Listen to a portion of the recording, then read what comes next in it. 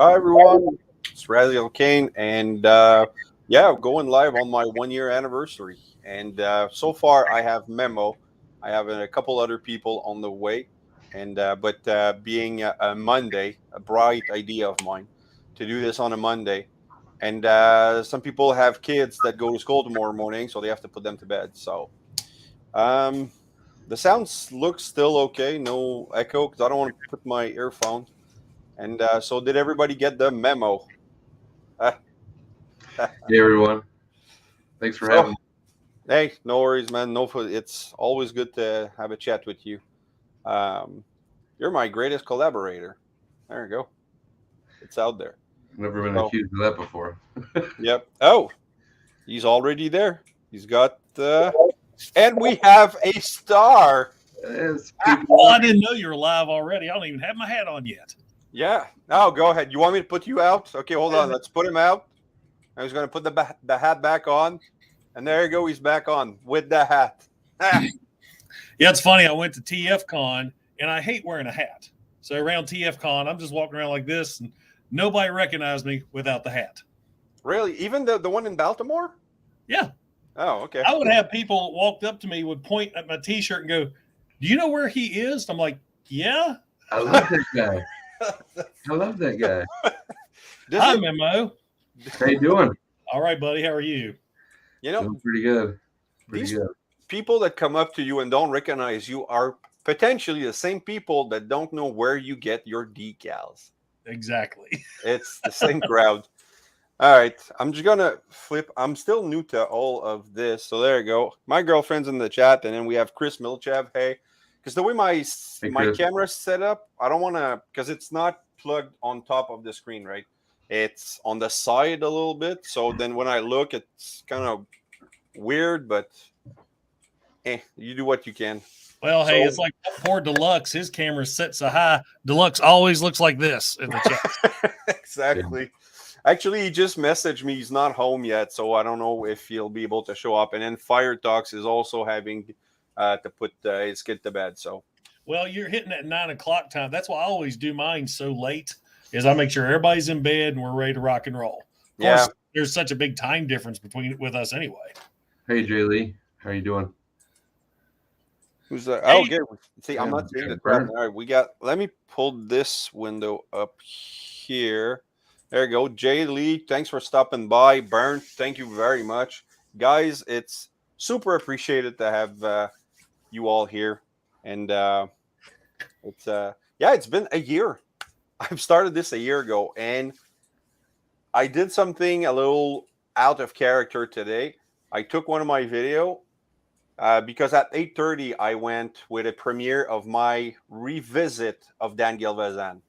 My original idea was just to take the original video, add some content, and repost it. But when I listened to it, it was completely horrendous.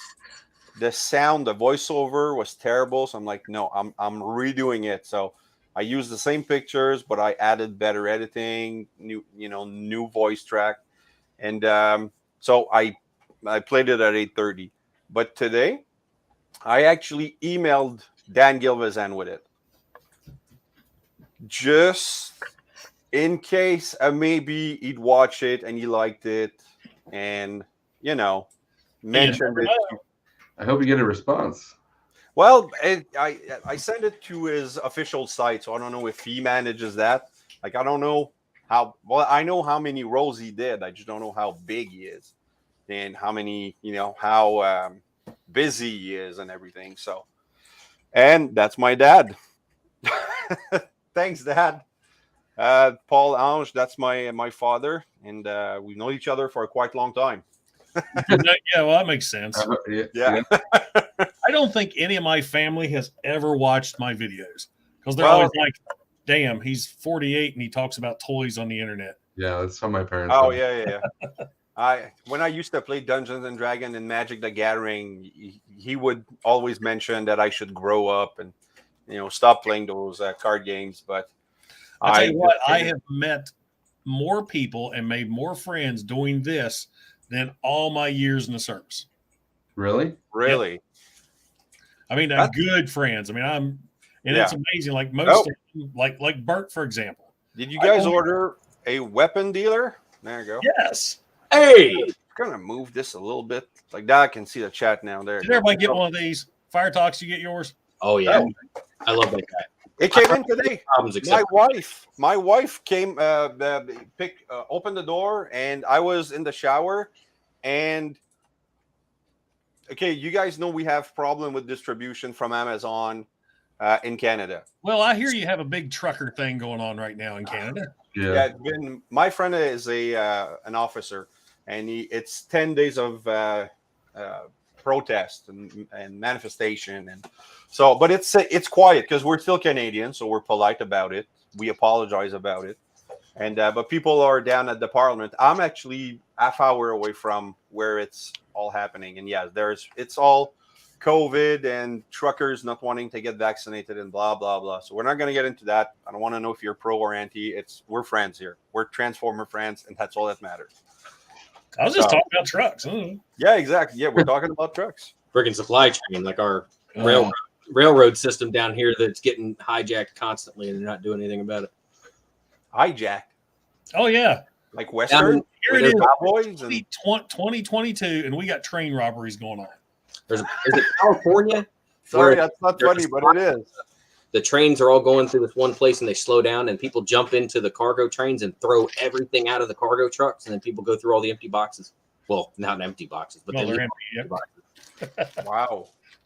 And so this is probably where Dirge and Ramjet are sitting right now. That's where my legacy Black Zarek is probably, because Yeah. it's shipping from California. Man, that's train robberies, man.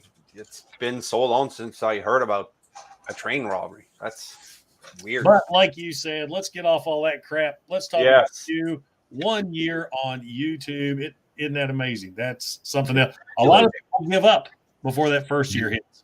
I almost did, but I was on a stream with Inutabi, and he said, wait at the 200 mark. After 200, he said it gets easier. You know, you'll get a more steady flow of new subscribers, and so I'm at 155 right now. Is that? I'm just gonna look at the number. Yeah, 155. So not bad. So long as you keep uploading, don't do like I do and just not upload anything for 2 months. Yeah, you got to be steady and keep them coming out. I usually try to do one every 2 days. Bert does it smart. He'll shoot like 4 or 5 reviews at once, and he schedules them to go out time to time. I shoot it, throw it right up. Yeah, I do 5, 6, like 3, 4 reviews on a couple of days, but because I'm not a super heavy collector, and my voice acting spotlight take a lot of time to do, so I can't do one a week. So I try to do one video every Saturday just before 7 p.m. So if my video is 15 minutes long, I'll do it at 6:45, and if it's longer than that, I'll do it at 6:30. Because at 7, then you have the big ones coming in. You have Kato, PPR, Rodimus Primal. That's always after that. You guys start a little later. So I know if I publish at the same time, that's it. I have no views for the first hour. And look at your little Rodimus Primal plug up there behind your shoulder. Actually, that's the you want to plug? See, I need to order one of those. I didn't know how the mugs would turn out. That was just one of those. I've been drinking my second coffee every morning in that. I love it. It's I use it all the time. It's actually a good size mug, and it's pretty cool. Also, I have your business card here. Did you see the? And this, I have my Rodimus Primal T-shirt here, and then the other one, I ordered a small one. I messed up my order by going back and forth and changing colors. So when we got it, we didn't open it because it was my wife bought it for me and gave it to her sister so that she could give it to me for Christmas. But I'm the one who ordered it. Anyway, that just sounds confusing. Yeah, no, it is. But so when I opened it, I'm like, is that a woman's T-shirt? I'm like, no, it's a size small. So I put it on. That's actually, you can't really see it. Hold on. That's my teddy bear. That teddy bear is I see it. 42 years old. Jeez. He's about a year younger than me. So, oh yeah. Hey, just quick in the chat. Jay Holla, hello. Ninja Bill. Oh, Ninja Bill and I, we're gonna do our second episode of our book club that we started. Oh, nice. Real time. Probably after St. Valentine's. Jay Lee, you're in the chat. Did you get your decals? He won a set of decals off of me. I want to make sure he got them. I finally ordered the Runabout and Rugabout decal set yesterday. Oh, they're nice. But I got what I ordered today: Tagatron, Draculus. Oh, I got the email. Yep. 4 others. I ordered 4 sets. Can't remember what all they were. There was Draculus, Tigatron. There's Road Rage and Road Rage. MP Skids, and there was there's a bigger one. I can't recall, but yeah, actually, I just shot that video. I just published. He's coming out in a couple days for Price Prime, and oh my God, hold on. Hello. Hey. Yeah. That's it. I made it. You're somebody now. That's it. Thank you so much, Rodimus. Hey, what's going on? I'm doing great. I'm having a great night so far. So yeah, thanks for coming up, man. Because I sent you the email just yesterday saying I got it. I was just I think yesterday I was when I saw it, I was still at my mother-in-law's. So you were birthdaying yesterday, weren't you? Wasn't yesterday your wife's birthday? It was my wife's birthday on Saturday, so we went to her mom's yesterday, to celebrate, because yesterday was like, we just want to do just the 4 of us, and it's like, okay, cool. Then today I got the non-F kit for Mirage. Oh, have you seen this yet?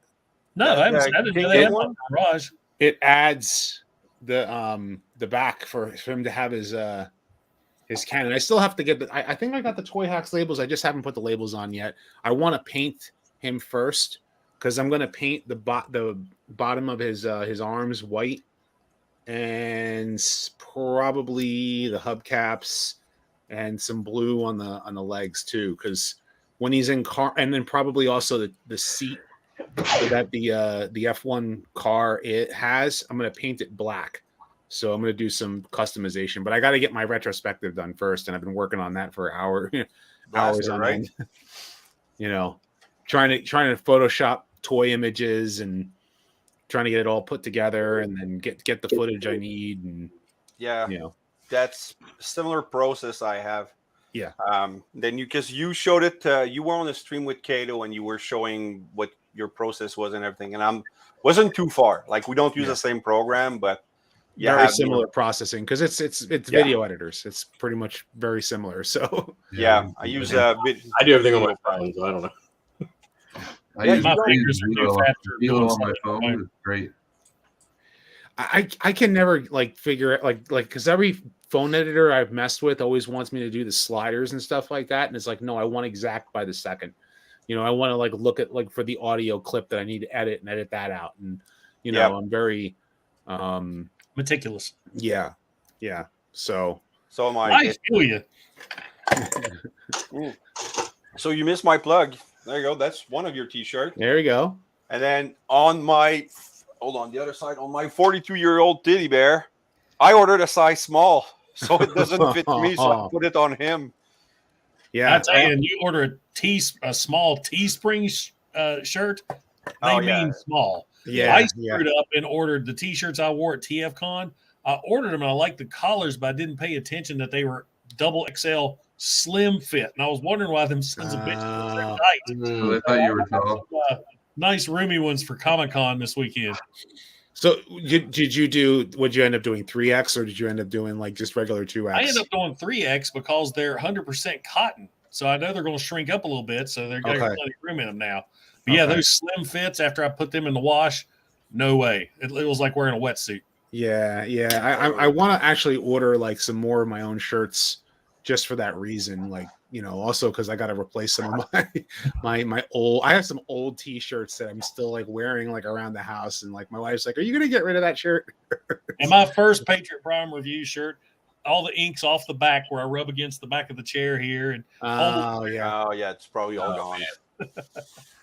I wore this to see if we wear the same shirt today, Patriot. oh yeah, I was wearing mine earlier. yeah. I just been rocking the Mario, so Nice. make my kids happy.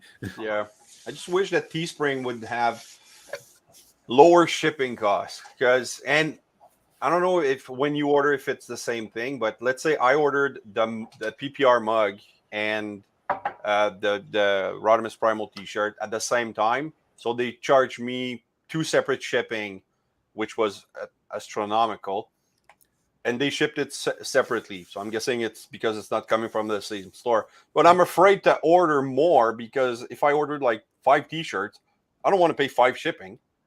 Right. That's odd. So I mean, here in the States, I just ordered 2 shirts. I ordered this military green one, a black one, both the same day, and they shipped 2 different times. I got this one Thursday, and I got my black T-shirt today. okay. One shipped UPS, and one shipped USPS. Both for okay. I ordered a Patriot Prime shirt, a Rodimus Primal shirt, and one of Larkin's shirts. I think I ordered all of them at the same time, but they all shipped together. It just took them like 2 weeks to print them and ship them. Well, that's the advantage. You know what? They might have double charged you for shipping because you had bought 2 items and they were shipped in separate packages. Yeah, that's well. Actually, did they? I think they came in the same package. Like it was like 2 boxes, but with a bag over it.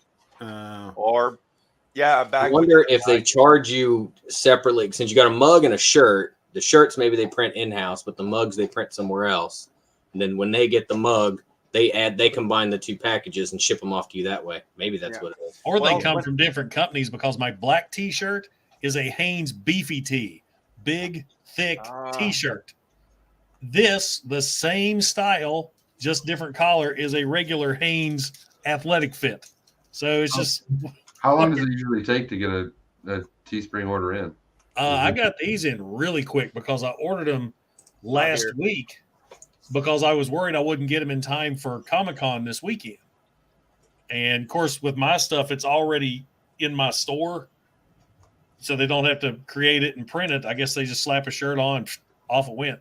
Right. So I probably have mine in a week, maybe. When I've ordered stuff for myself, I noticed that they have print dates. So like every Tuesday or something is when they do their big prints. So like that makes sense. If you order something, at least when I order my own, because I'm the only one that buys my shirts, it'll say that it will be printed on next print date, and it's like a Tuesday or Thursday, like a week after, and then it'll ship after that. So I wonder if they have like my print date is Tuesday or Thursday or whatever it is, but your print date, maybe you sell a different tier amount of merch so that your stuff's like some of it's in stock, point at Jason, and then maybe your stuff is the same deal so that like some people who sell a decent amount of shirts, they just have some of those already ready to go, or they have priority printing. Potentially. But it's the shipping cost is killing me, so it might take a while before I reorder. But same thing with Etsy. Like I tried to order some of your stuff, Fire Tux and Larkin stuff, like the Rhinox gun, $4 Canadian, so no big deal. $18 shipping. Jeez. 18. I was like, no, I can't. Even if I'm drunk, I can justify that. So I gave up. That from Larkin. I've never seen the highest I've ever had to charge somebody for shipping was $80, but that was to Australia, and that was before I started using Etsy. But how does it work? Like, do you set up your own shipping, or Etsy takes care of that? It's a bit of both. So, like, I know how big my shipping boxes are, and I say it's this box. This is the dimensions. Roughly, I know about at what every item. If I throw it in a box and weigh it, I'll put that as like this is the weight that package is going to be, and then when someone buys something through Etsy, it says, okay, this shape, size box at this weight, but to this address from my address, this is what the cost should be. And then generally, because when Etsy does that, it's not taking into account that like I buy those boxes and that shipping equipment and the printing labels and all that stuff. Right. And you generally have to add like $1 just to kind of cover your own costs, so that it adds it to the shipping. So like that way you're not losing money all the time on boxes and stuff like that, because those boxes can be kind of expensive. That's when you order from Amazon, you just keep all your boxes. That's how you tell you're old. Well, that's a good looking box. I'll save it for later. If I had $1 for Those Every one of these. are great to ship in. if I had $1 for every piece of bubble wrap I got. I can't keep those big bubble, the strings of the big bubbles, because as soon as the 5-year-old sees them, she's popping every single one of them. Oh yeah, my 4-year-old loves bubble. Like you learn to twist, cracks them, but then he just flats them up and then he jumps on them and makes more noise with the banging than the bubbly bub. But When you get those big sheets of bubbles, my kids just love smashing on them. My kids, Yeah. my kids hate the green ones because the air travels throughout the sheet. They hate it. I have a roll of bubble wrap that's about that far across, about that big. That like I peel off. It has like perforated lines, so you can peel off sheets. I have to keep that in a closet as high as it'll go, because I'll come home and every bubble will be popped. When you order from me, you're gonna get a combination of bubble wrap and West Virginia Daily News. I have to keep mine in the attic of my garage. I have a big roll like that too from when I was little. all my boxes are bubble wrap. It's all on the side here because I just rearranged everything. Because when I do streams and I do my videos, I like to show my face a little bit at the beginning. So I wanted to have a better background instead of the light used to pop right behind my head. So yeah, you're like the rest of us. You're showing your face right now. Everything's nice and organized behind you, but in front of you, it looks like a bomb went off. Oh yeah. Oh, you've been here. For It sure. looks like the Battle of Autobot City on my desk right now. Over here, it's a mess. Over here, it's a disaster area. I need Yeah. to crop my photos. I need to crop my video right here. After It's not doing that, just me. after doing that Coronation Starscream review, my review station looks like Starscream exploded. It's pretty bad. That was a good one. I like that. So yeah, it's been. You guys get anything new except Pterosaur who came in today? Yeah. And So I actually ended up getting 2 pterosaurs by accident, By or accident. Really? by you too? 'Cause I mine- ordered one hey, hold on. myself. Mine says that I might be. It's up for delivery for the 18th of February, and I just got this today. So there's a chance I'm getting a second one. Okay, cool. I'll take it. Are you guys telling me the reason I couldn't buy one is because each one of you guys got 2? I'll only got ship one. you my extra one. If I get it, I'll ship it to you. Well, that's what I was actually planning on doing. I was actually like piling some stuff up because maybe 9,000 more subscribers to go, and I reach 100K, and then I'm gonna probably do some giveaways. There you go. And this StreamYard giveaway stuff is awesome. You pick your winner right then and there. It's great. Cool. I ended up having 2 Huffers because one of them, I got an email that said that I was getting a refund because it was destroyed in shipping, and I called and was like, I don't want a refund. Go find me another Huffer. And they were like, okay, we're going to send one out to you. And the next day, I got it completely crushed. And I mean, like somebody drove over it box, and I open up, there's Huffer. And the next day, I get home, there's another box, there's another Huffer. There you go. But how What was the happened with first one? mine is Mine's in boxes. I got 2. I paid for the 2 I got is when it first came up. I pre-ordered it, and then something happened. It disappeared. It came back up again. I thought I lost it, so I pre-ordered another one. And I didn't realize till later on that I had both orders in, and I was afraid to cancel either one of them. But it was lucky for Bert. Bert missed out, so I sold him my extra one. Okay. He totally missed out on getting one. So, Cool. Con Bros. Yeah, I think that's my one regret this year, not going to TFCon. I would have needed to re-update my passport and then save an astronomical amount of money. But I would have loved to be able to be there with all of you guys, to have that special bonding. That would have been. It would have been fun. Yeah. I wish I could have gone too. And that was the main reason we went. I mean, it was just a blast. And I told these guys, probably an hour down the road, I was already missing them. I was like, man, this sucks. Yeah. I'm going to be back. It was a lot of fun. It was a lot of fun. Like, are you guys going to BotCon? I don't know. That's expensive, man. That hotel's ridiculous, and Like $500. I booked the room, and after using all of my Hilton points, it ended up being $500 for the entire week. But I still had to end up turning around and cancel it. But it's in Nashville, right? That's why I can't reliably say I can disappear for a week. It's only 3 hours from my house if you guys want to crash with me and then drive nice. down. Wow, that's a good deal. I mean, the next TFCon for like the October one is in Chicago. That is also about 3 hours for me. I'm right in the middle, right in Indianapolis. And then in next month is the one in LA. And which sucks because like no one here is going to California anytime soon. Yeah. You know what sucks? Flynn Dilly's going to be there. That I know. I would love to see that guy. So I didn't let you guys. I'll let you guys in on something that most folks don't know. Actually, I'm taking a course with him right now. Oh, nice. You did let us know. You did. You presented it on one of the stream. You were taking the gaming writing class. Yep. How's that going? It's actually awesome. My hope is that I can actually use my writing skills to pen some games,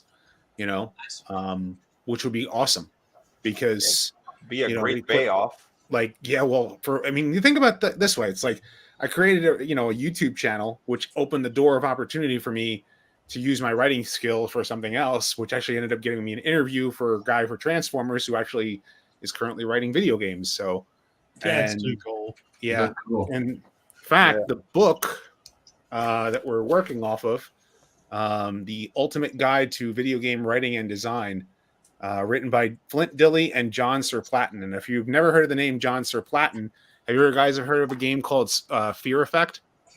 I don't think It's been a while. I've heard of it. Long ago. Back on the PlayStation. I remember. I didn't have the PlayStation. I only had the PS2. Yep. It was back on was it PlayStation 1? PlayStation 1, yeah. Yeah, it's older than Fear. It's been a while. They worked on a lot of games. Both of them actually worked together for a lot of games.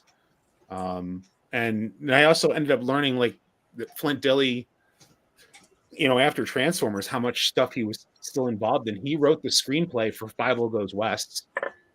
Really? Wow. Yeah, he did. His book is amazing. Yeah. And the interview we did with him just sold me on that guy. Like, it was such an interesting moment to just listen to that guy for almost 3 hours. 2 hours. It was 2 hours, I think it was. Yeah. And it was so I read the book. I'm actually considering doing a spotlight on him instead of a voice actor doing a writer spotlight. Right. But there's plenty of interviews with him at TFCon and stuff like that. So it's easy to get material and I can just go back to, but I don't want to talk too. Yeah. Yeah. He did so much. So I don't know exactly how to present it, but I want to keep it, in my current style. Yeah. I mean, you can still keep it in your current style. It just, kind of like make it like how you would talk about it, and then just, say the important bits. Yeah. Right there, you were talking about, you've hit your year, what to do to keep going. This is when you figure out what is your stuff. That's what you want to do. You want to be consistent with everything you do. I mean, if you look at the things I do, there's a way I do Toy Hex reviews. There's a way I do modern figure reviews. And there's a way I do G1 reviews. And I stick to that same format every time. That way people come to expect that from you. Well, that's the thing. I was going to ask you, do you have any plans for things you want to do in the future? Now that you've hit your year, you're our toddler now. Are you going to start learning? Are you going to learn to walk better now? Start feeding yourself? Yeah, well, I did because when I revisited the Dan Gelbazan video that I just published at 8:30, I added more transition between pictures instead of just clean cuts, and I'm still figuring out because it's a lot of time. One of my video can be from 20 to 30 hours now. Depending on the research, depending on the actor. There are some people that I said, okay, cool, I'm going to do John Stevenson. Oh my God. But these guys predate the internet. So there's nothing on them. You have to look for. You're going to have to read a book. Oh, Yeah. It took a lot of Yeah. time. It To the took a lot light. of time for me to do videos that on it when I how I say like voiced by such and such a character, and then I start talking about the character itself. I'm trying to find that like good image to use for that actor, and you're like, oh, to try and find, especially for some of them who like don't have a good photo, like no. You break out the microfiche machine. Yeah, but I think the worst was Chris Latta, which he had probably no pictures of himself taken at the time. He's a tough one. But he's my most popular video. He's probably over 4,000 views right now. And Wow, nice. and most of my stuff is like the original Dan Gilvezan is probably at 300 views. Corey Burton is close to 500-600. So some actors that I think are going to be popular are not, and some actors that I'm sure are just going to tank, and sometimes they go up. Scatman Crothers. I figured, Scatman, he's going to be so popular. Nope. He's in the low end. The algorithm is weird, but also take a look at your Chris Latta video and look at what maybe things in the description, maybe things in your tags, could affect the algorithm in some way. I think I actually want to bring this up really quickly because I'm just going to look at it. My one video, the where did they come from video, the season 2 bots. Yep. That one has been my most popular video in the past 6 months. Okay. Well, it was a good one. Because I did the Generation 1 cartoon, right? And I was surprised. I thought that one was going to really hit it home. Same thing with the some of the characters. Because then I had shout met out Dan to Lone Gilvezan. Dragon who just joined us in the chat. Hey, Lone Dragon. Let's see, where is it? Little One, Black Arachnia, Cup. Where do they come from? Is it 138,000 138,000 views? I wish. And where is it? Where's the tags? 138 views. That's about my normal. The only 3 tags I have in it Take away a few zeros. I only got 3 tags: Transformers, Rodimus Primal with a space, and Rodimus Primal without a space. I wonder if sometimes you had too many tags. It narrows it too much. Do you typically tag with same words that you put in the description or the title? Sometimes. Okay. I've heard that more than 1 or 2 uses of the same word can actually confuse the algorithm, but I don't know. Really, because I've been kind of flooding my tags with G1 Transformers, G1 Bumblebee, Dan Gilvezan, voice actor Gilvezan. Like I'm trying to put as many tags as possible. So maybe I should tone it down then. Maybe. Don't take my. I'm only got 525 subscribers, so don't take my word for it. Hey, you're getting there. Come on. I was just looking. My sit rep with Stan Bush. Yeah. 392 views. What? I get more hits on doing sit reps with fellow YouTubers than I did with Stan Bush. Yeah. And that was last year when I was up, about 8,000 subs. And I hyped that and promoted that. And you never know, man. It's weird. Well, I'm game if you want to do it again, round 2. Sweet. I mean, it's fun. I like getting everybody together in things like this. Yeah. Yeah, it's actually very addictive. And I find that since I started, participating in live streams, when I go to chat now, like when I go to watch a live stream, I chat less because I just want to answer and talk. It's not just like, all right, I'm typing my message. And so, but yeah, and then once you can add your little dancing Berts later on. Yeah, actually. Oh my God! If he uses that, Bert's got one of me now. Which one of you guys made that video of me? I'm too sexy. I think that was me. That was you. Okay. I'm thinking, yeah. Face it, man, that app is just so much fun. It really is. Yeah. Especially because this specific picture, he's got just a big grinny, just big toothy grin. and when it animated his face, I'm gonna see if I can pull it up. What happened is we're just sitting there at the living room. Dylan's got his headphones in, playing Switch. My wife's doing her thing. They were working on his arts and crafts for school. He's making a Valentine's box. She had this baggie of googly eyes.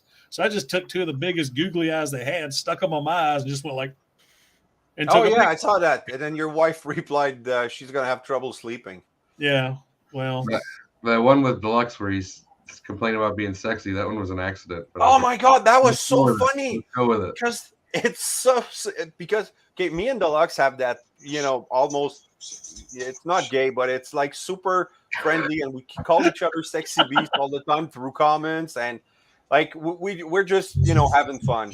And then one person replied, this comment was strangely erotic. So I'm like, okay, we got to tone it down. But I love Deluxe, and we have a lot of fun in comments. And Hold this on. one here. Oh my god, that's creepy.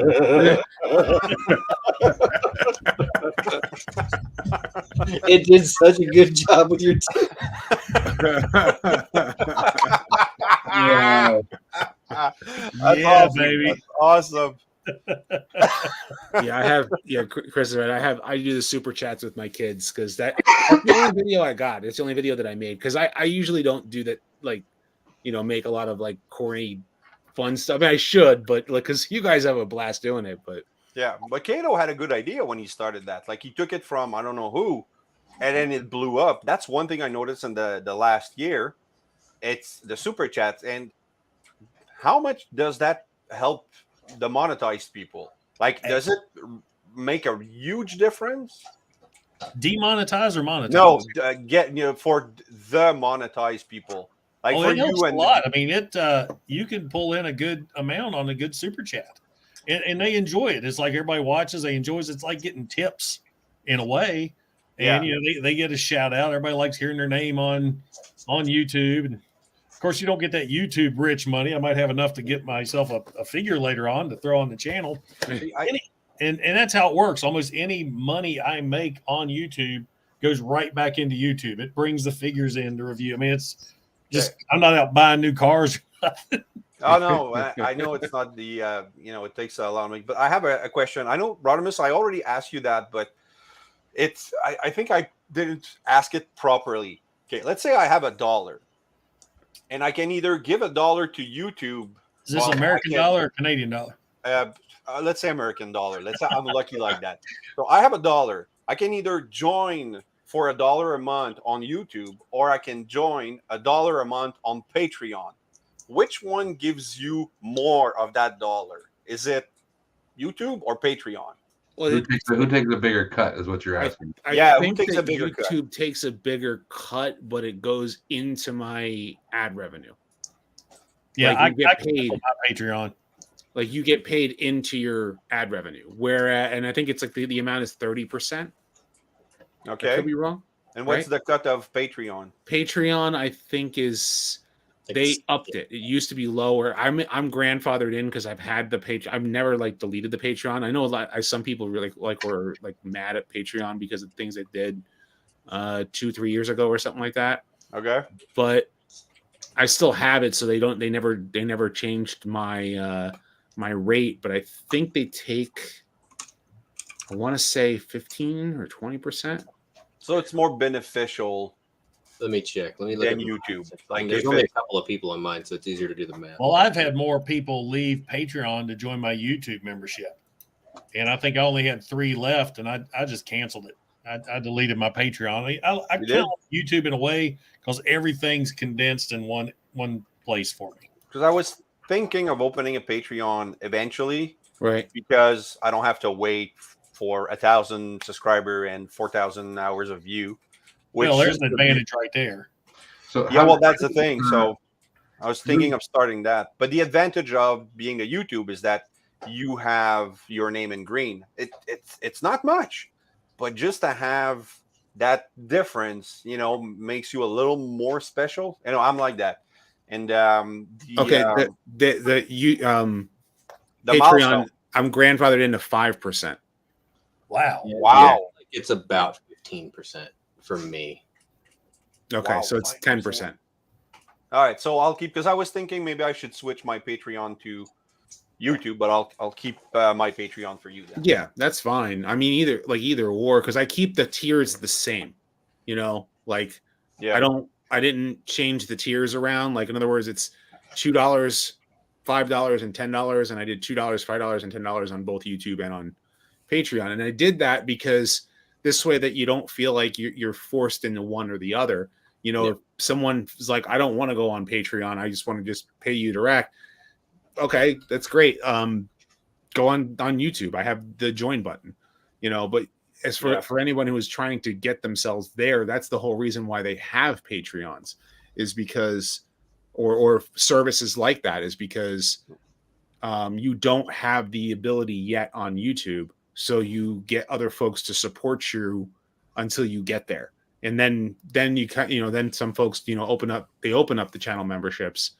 I have less channel. The only thing I don't like about channel memberships is that it doesn't tell you when folks joined or when folks canceled. Yeah, you have to look yourself constantly, because I have the end crawl in my videos where I thank everybody and you see their names scroll up. And I had one guy message me, he said, "Man, I joined you or your channel last month. How come my name's not on there?" And I was like, "Oh crap." So I went on there and there he was. You never get the alerts unless you're in a live stream like we are right now. Right. And somebody does a channel membership and it pops right up, new member. And I'll write that down real quick. It's like, okay, I'll get that guy. Yeah. I got to do the same thing. Like I'm currently working on a video and I got 2 new patrons. So I'm like, I got to go back into my Photoshop document and change that in, because I use a blank PNG file. Deluxe, come on, man. I sent you the link. Click on it. Click on it. He's probably gone already. So the thing, there's one thing you have to worry about with Patreon, because this happened to me and I didn't notice it, but there was a single person who for like several months would join, see what I had listed, see what I had up that you could download, because sometimes stuff that doesn't get finished, the files might go into Patreon, or like early versions might go up into Patreon if anybody's interested in playing with them. And there was a guy who would join at like the beginning of the month and immediately cancel. So he would jump in, download anything that was there, and jump back off. And I had it set up wrong. So Patreon wasn't billing him. He would just join, leave, join, leave, join, leave. So you have to make sure if you do a Patreon, set it up for I can't remember what it's called, but there's a way to set it up so that as soon as they join, it bills, and then it bills every month. So make sure if you do a Patreon, you do that. Yeah, okay. I'll that, because I was thinking, but I'm like, is it too arrogant of me to do it so early? Because I have no expectation of my channel. Like, I'm having fun. I'm doing. That's what you want to do anyway. Yeah, you were doing it for fun. You know what I mean? You have to build it to get to a place where you feel comfortable enough that you're monetizing on it and you're making money on it, and because it takes time. Patreon Prime knows it took you time. How many years before your channel started to take off? About 2. I mean, I looked at it and I got monetized within a year, but still, I didn't really take off until after year 2, and I have no idea what happened. It was just all of a sudden, bam. Yeah. Well, okay, I'll get to that. All right. So the reason why I invited some of you people here is to actually thank you. What do you mean, you people? You wanted to pick our brains. Yeah, exactly. Americans. That's what I mean. You wanted to pick our brains. But no. So, and then there was one person other that I invited, but who couldn't be here. But I'll do it anyway. So, Rodimus Primal, I want to thank you for. You didn't do anything particular except doing your videos and helping me accept that it's okay to be a 40-year-old man-child who likes to collect Transformers. And I have to admit, my oldest, who's right there right now doing homework, I bought him Transformers because I wanted Transformers when he was a kid, so we could play together. I was so excited when I saw the Generations line back then, the classics and legends, and I could buy, I still have Bumblebee, and I still have Optimus Prime and Mirage, and so. But you've helped me see that it's okay for me to do and enjoy this stuff and look at my collection now. This started because I was cleaning my bathroom and your video was on my playlist, like my suggestion. And I said, Oh, I like this. And then but I've always watched Transformer. I have this Matrix collection. Yep, that's the one I have too. It's I'm just thinking amazing. about RKR, listen to Rodimus while he's wrist deep in toilet water. I get this guy. He's all right. Ooh. I kind of like this guy. Oh. It was so that started the whole thing. So then I started. I think I came in at when you did the Ultra Magnus retrospective, or maybe a little before that. So thank you for that. And then PPR, I want to thank you because you talked a lot about thinking about finding your niche, gimmicks, being different. So before I started my channel, I really went and thought about what I wanted to do, and that's when everybody was complaining about voice acting in the new show. I said, "Oh, I can do this. I can do a bit like Rodimus Primal, but do the complete opposite. Take one actor and show all of his character instead of taking one character and show everything about that one character." So that helped me. So that's a thank you. And the other one, he's not in the chat either, but Kato, we like the same stuff. So it was easy for me to start watching him and enjoy his videos because, yeah, he liked the X-Men and Supernatural. I never found another guy my age that likes Supernatural until Kato. So you could talk to my wife for hours. well, that's the thing. A lot of women, but guys, not that much. I don't know what you're trying to say about yourself there. So Kato really, but when I commented on a lot of Kato's videos, we started to exchange a little bit, and then I said, I'm thinking about doing YouTube, and he said, just go for it and let me know when you do. I want to know I want to watch what you put out. So that gave me that extra push I needed, just that tip. Yeah. And then I started. It's the same for anybody who wants to do a channel, anybody who wants to do it, wants to do YouTube, you just got to take the step, and you'll find out if it's really for you to want to do it. Some folks, it's just not their gig. They're not there. They don't have the emphasis to put the content out. Like I have a second channel, and that second channel is kind of, I don't know, you can kind of say it's dead. I love those talks. Yeah. And I want to do more stuff like that. But I love when you post. My second channel, because I kind of I'm able to kind of let loose. But my last video, I kind of I don't know. I feel like I don't know if I ruffled the wrong feathers. But then these days with the cancel culture, and you're always gonna ruffle a feather. Yeah. So I'll reuse a line from Seth MacFarlane from Family Guy. Mm-hmm. He was sending an episode to be judged for some contest in Sweden or something, a big festival, and he sent one of his episodes that was probably the most controversial, and he said, if I'm going to burn, I'm gonna burn for what I do. It's the same thing with YouTube. I'm going to do what I do, and I'm just gonna have fun. And if people want it, but I don't attract a lot of hate so far. I could tell you stories. Yeah. Well, you've told a lot of stories. They're good. I don't see a lot of hate, but I do see a lot of unsubscribers. I just want to say I have this first time I see Collector Express, so welcome. And then I see. And I think I'm going to see Collector Express this weekend, correct? At Big Lick. Oh yeah, how did that go? I don't know yet. I don't have a DeLorean. Oh. It's this weekend. I thought it was last weekend. No. Okay, sorry. Well, okay, we'll wait for that then. I've already got my thumbnail made. Thank you for you guys. Me and Dylan. So it was my just quick bit of thank you, but yeah, it's been a fun ride, and I want to do this until I'm 60. Yeah. I started my channel at 45. So I started at 42. I'm 43. I want to keep going forever. So, but yeah, because the toy hacks, and I think I like toy hacks for the same reason that I like YouTube, is that I have no artistic abilities. Like I can't. No, not true. I can sing pretty okay, but I can't draw. I can't play music. I don't have those artistic traits, but I can edit pretty good. I can have fun, and I'm not. You do great at those transformations. Huh? Oh, my transformation. That was my gimmick. I wanted to not do transformation while doing it. So what I do is I'll go, all right, so you flip the door open here, and then I cut to the robot. That's it. Every time. Every time. I like that. Because I mean, I'm a Transformer viewer. I hate transforming a figure on camera because you can sit there and I can transform this guy 100 times. Perfect. I get on camera, shit's going to pop off. I'm going to do something wrong. And there's always those guys in the comments, we didn't transform that part first. So, yeah. See, God. I called Studio Series 83 Soundwave, Studio Series 86 Soundwave in my Ravage review. I have had so many people. How dare you? I know. Wow. And I mean, it's just been Don't mistransform a bot. Don't do it.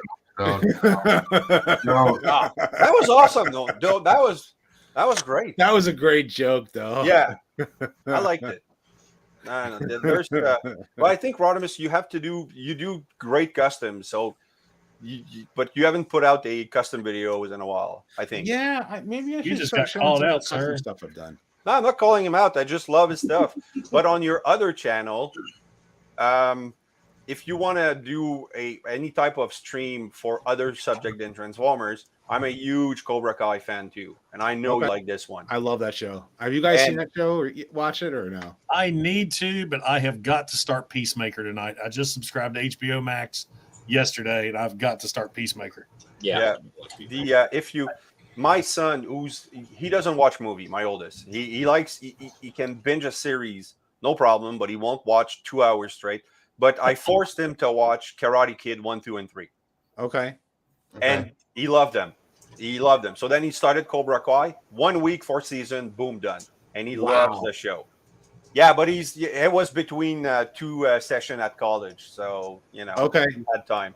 But he loves it. Now my wife, who she's watching it in French, but she's at season 4 now, and she's not as much of a big fan as I was, but she likes it. Like she's binging. Like even she's like, "Oh, go play downstairs. I'll watch Cobra Kai." All right. That's what my wife did. And I watch it in English. So I've been told I need to watch the what's it call it? I've been going through JoJo's Bizarre Adventure, and I just got into Golden Wind, and I'll be honest with you, Stardust Crusaders is my favorite part of JoJo's Bizarre Adventure, but I've been told that you're supposed to watch the first two parts, which is season 1 in English. You can watch part 3 in either Japanese or in English, part 4 in Japanese, and then you're supposed to watch part 5, which is Golden Wind, in Italian because it takes place in Italy. And I'm like, I'm not going to get that involved. Yeah, that's complicated. It better be dubbed. It's like a secret code to unlock something at the end. But well, I like to watch anime subbed anyway because I like picking up the nuances in Japanese. Because if I'm going to get into game writing anyway, I might, and if I have anything that takes place in Japan, or if I'm going to have anything that's going to get ported into Japanese markets, you might want to know some Japanese. So yeah, it's a good. Were you ever in Mazinger? I watch bits and pieces of stuff like that. I know, like Bert is huge. Oh, yeah, that's a guy you want to talk about, Mazinger. Well, exactly. Yeah. Okay, I'm just gonna share you something. Oh, there you go, Big Bad Toy Store. Okay, I don't do this often, so StreamYard, share, screen, I guess. I remember my old internet. I'd share a screen and cut everybody off. There you go. Share this. Can you guys see this now? Ooh. Yep. Yeah. Whoa. So Bert did a video. No, he posted a couple images of two Mazinger, Great Mazinger and Mazinger Z that he was building, but he didn't do a review on them. And it got me thinking about this because you guys don't know this because this is Goldarak, which is Grandizer. And this show was probably from 1975 to up until 1978. It ran in Quebec in French. Hey, the RKR European version. Take Adam Tira and delete that comment. He's putting a fish on there for. See, yeah, that's one of those we porn got a porn bot. bot. Porn bot. Take it out. Porn bot. That's a true sign that you're making it big. Hey, you're getting somewhere now. Yeah. Them Russian porn bots, man. So that Bert did that video, those images. So then I got thinking, oh yeah, I used to love that show. So now I have the first season. I ordered the second season. I'm watching it in French because it's the nostalgia. That show was so popular that 30 years later, I was in a theater watching a comedian, and he started humming that song. The whole theater just starts singing it. Everybody about my age. You got a second one. So, man, you're really scoring now. All right, let me copy paste that one before you get rid of it. So yeah, so that show. So now I just received that thing. It's about 10 bags of plastic sheets that I have to cut and assemble all the pieces to make this, and it's a fully articulated model kit. Wow. I've never done anything like this before. Have you seen the Farai model kits for Transformers that they've been putting out that are like $50 or whatever? They got that one for Windblade that caused a huge stir, and I'm like, I'm tempted to buy it just because of that. Yeah, well, the first picture I see of her is her posing like a pinup model. Right, but it's a black and white prototype, so it's not in color, so you're not going to know like what it looks like, in color, colorized. And when you see it in color, you're not going to notice those things. Yeah.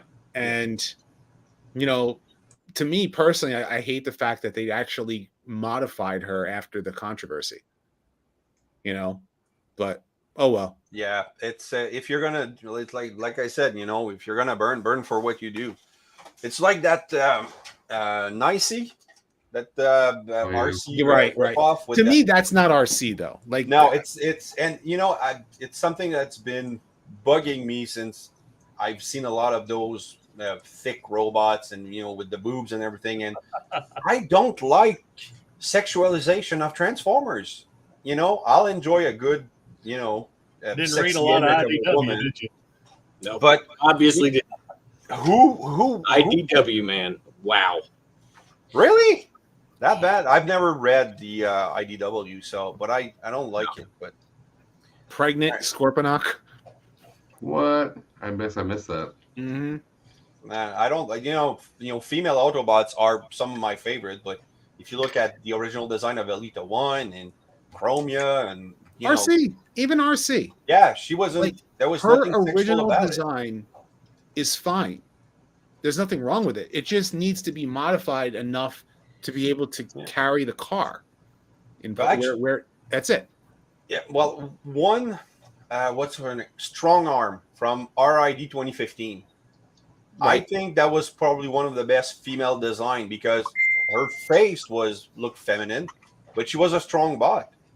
It was her purpose, and I'm okay with the molds and like the design. Like I like Windblade. Yeah, I like Black Arachnia. I know she's the goddess of my collection. Her and Air Razor, I love them. I don't like over sexualization like Nicey. She's a great bot. She looks good, but I don't. To me, that is where the line is. Like, okay, exactly, you're crossing it there. Exactly. That's for a different type of collector. Right. Exactly. And hey, Firefox, while I got you here, Pterosaur needs a cannon. Remember the episode where he got overloaded with Energon? He pulled out that giant cannon to blow apart Megatron. Mm-hmm. So there you go. I've noticed, okay, Pterosaur, because I just got mine today. He used to have made him shoulder cannons too. Yeah, he does need shoulder cannons. Somebody said there's nothing to peg them on. Now the guy that lives kind of nearby here that I've met before, and we're in a couple of groups together. He prints a lot of my stuff for himself, but he also designs a few things, and he immediately came out with shoulder cannons. And there is a way to peg them into right behind. Yeah, look right there. There's two squares. Yep, they're pegged into the squares. Right there. Yeah, See him? Look on yours. There's 2 squares that would peg perfectly. Okay. Actually, let me see if I can find the picture and I'll show you exactly what I'm talking about. Because I mean, my friend got a resin printer instead of a plastic 3D printer, and those dentures on Grimlock Grimlock. look awesome. Like, really. He Like, printed them for you. When you said that they look great, I thought he printed them for himself and just showed you. no, because I don't have a 3D printer yet. Yeah. Well, I'm saying yet, but I don't think I'd have the picture. I will give you a fair warning. If you're going to print Larkin. in resin, be careful what stuff of mine you print in resin, because I have seen some of the aftermath of trying to print roller in resin, and it might tear the bed apart. Really, I want one of your rollers. I need to get one, because now I just doyaxed the whole trailer, and yes, Isn't that an amazing set? Oh man, I love it. I did that, and I also got the non-F kit for the trailer. Were you able to read the Transformer episode? I can't. Of course, I had to. Dude, the trailer is so much better after you add that kit. I know. It's great. This is my 6th or 7th toy hacks. Like, the Dinobots so far are done, all toy hacks and everything.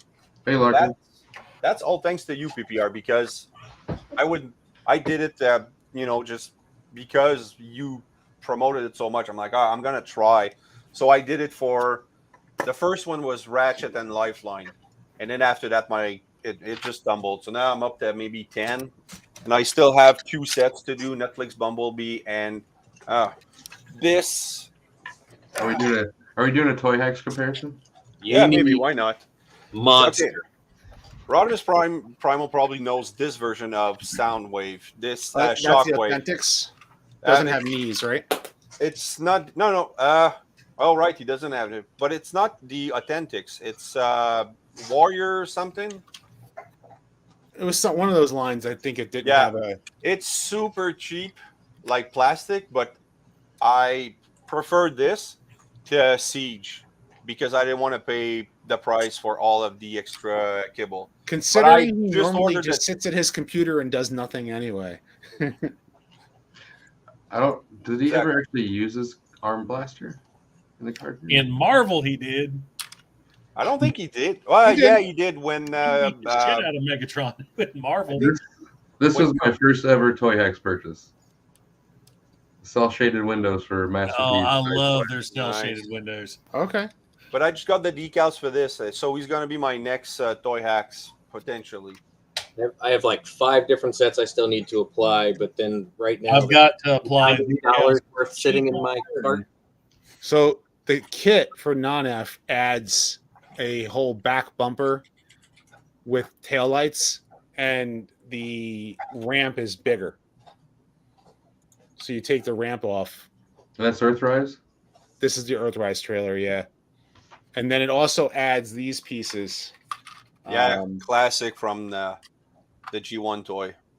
Did Earthrise Prime come out again in Kingdom? I can't Yes. Yeah, he did.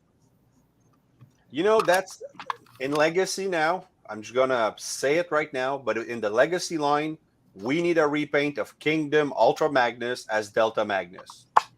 I want Laser Prime as Scourge. Yeah. Yes. Yep. But I've been waiting for a good Delta Magnus. Or that's Black not Convoy. super overpriced. As he's known in Car Robots. Yeah. Well, Have you guys- RKR, have you it's guys for ever an seen- hour. I need to bail. I need to hop off here real quick. And Well, I'm get very rid of happy that you were here. Honestly, you do me honors. It's and I'll keep supporting you until I die. And it's anytime that you need the chat, you need somebody to fill a hole, I'm there. excellent. So I almost went, make sure you subscribe to I'm like, wait, I'm not on this. Yep. Oh, yes, all 5 people in the chat. Make sure you subscribe to PPR. I was going to tell them to subscribe to you. I'm so used to doing these things. But yeah, There's absolute what, 11 honor. people right now? It's a pleasure meeting you. And you guys, we will do all these chats again. Do it on the weekend. We can do one of those 3-hour ones. Yeah. No worries. Yeah, Like, I it was will anniversary be getting stream back to was my my video. I did want to show off this though. Is that you saw that I painted the face on Optimus, right? Good.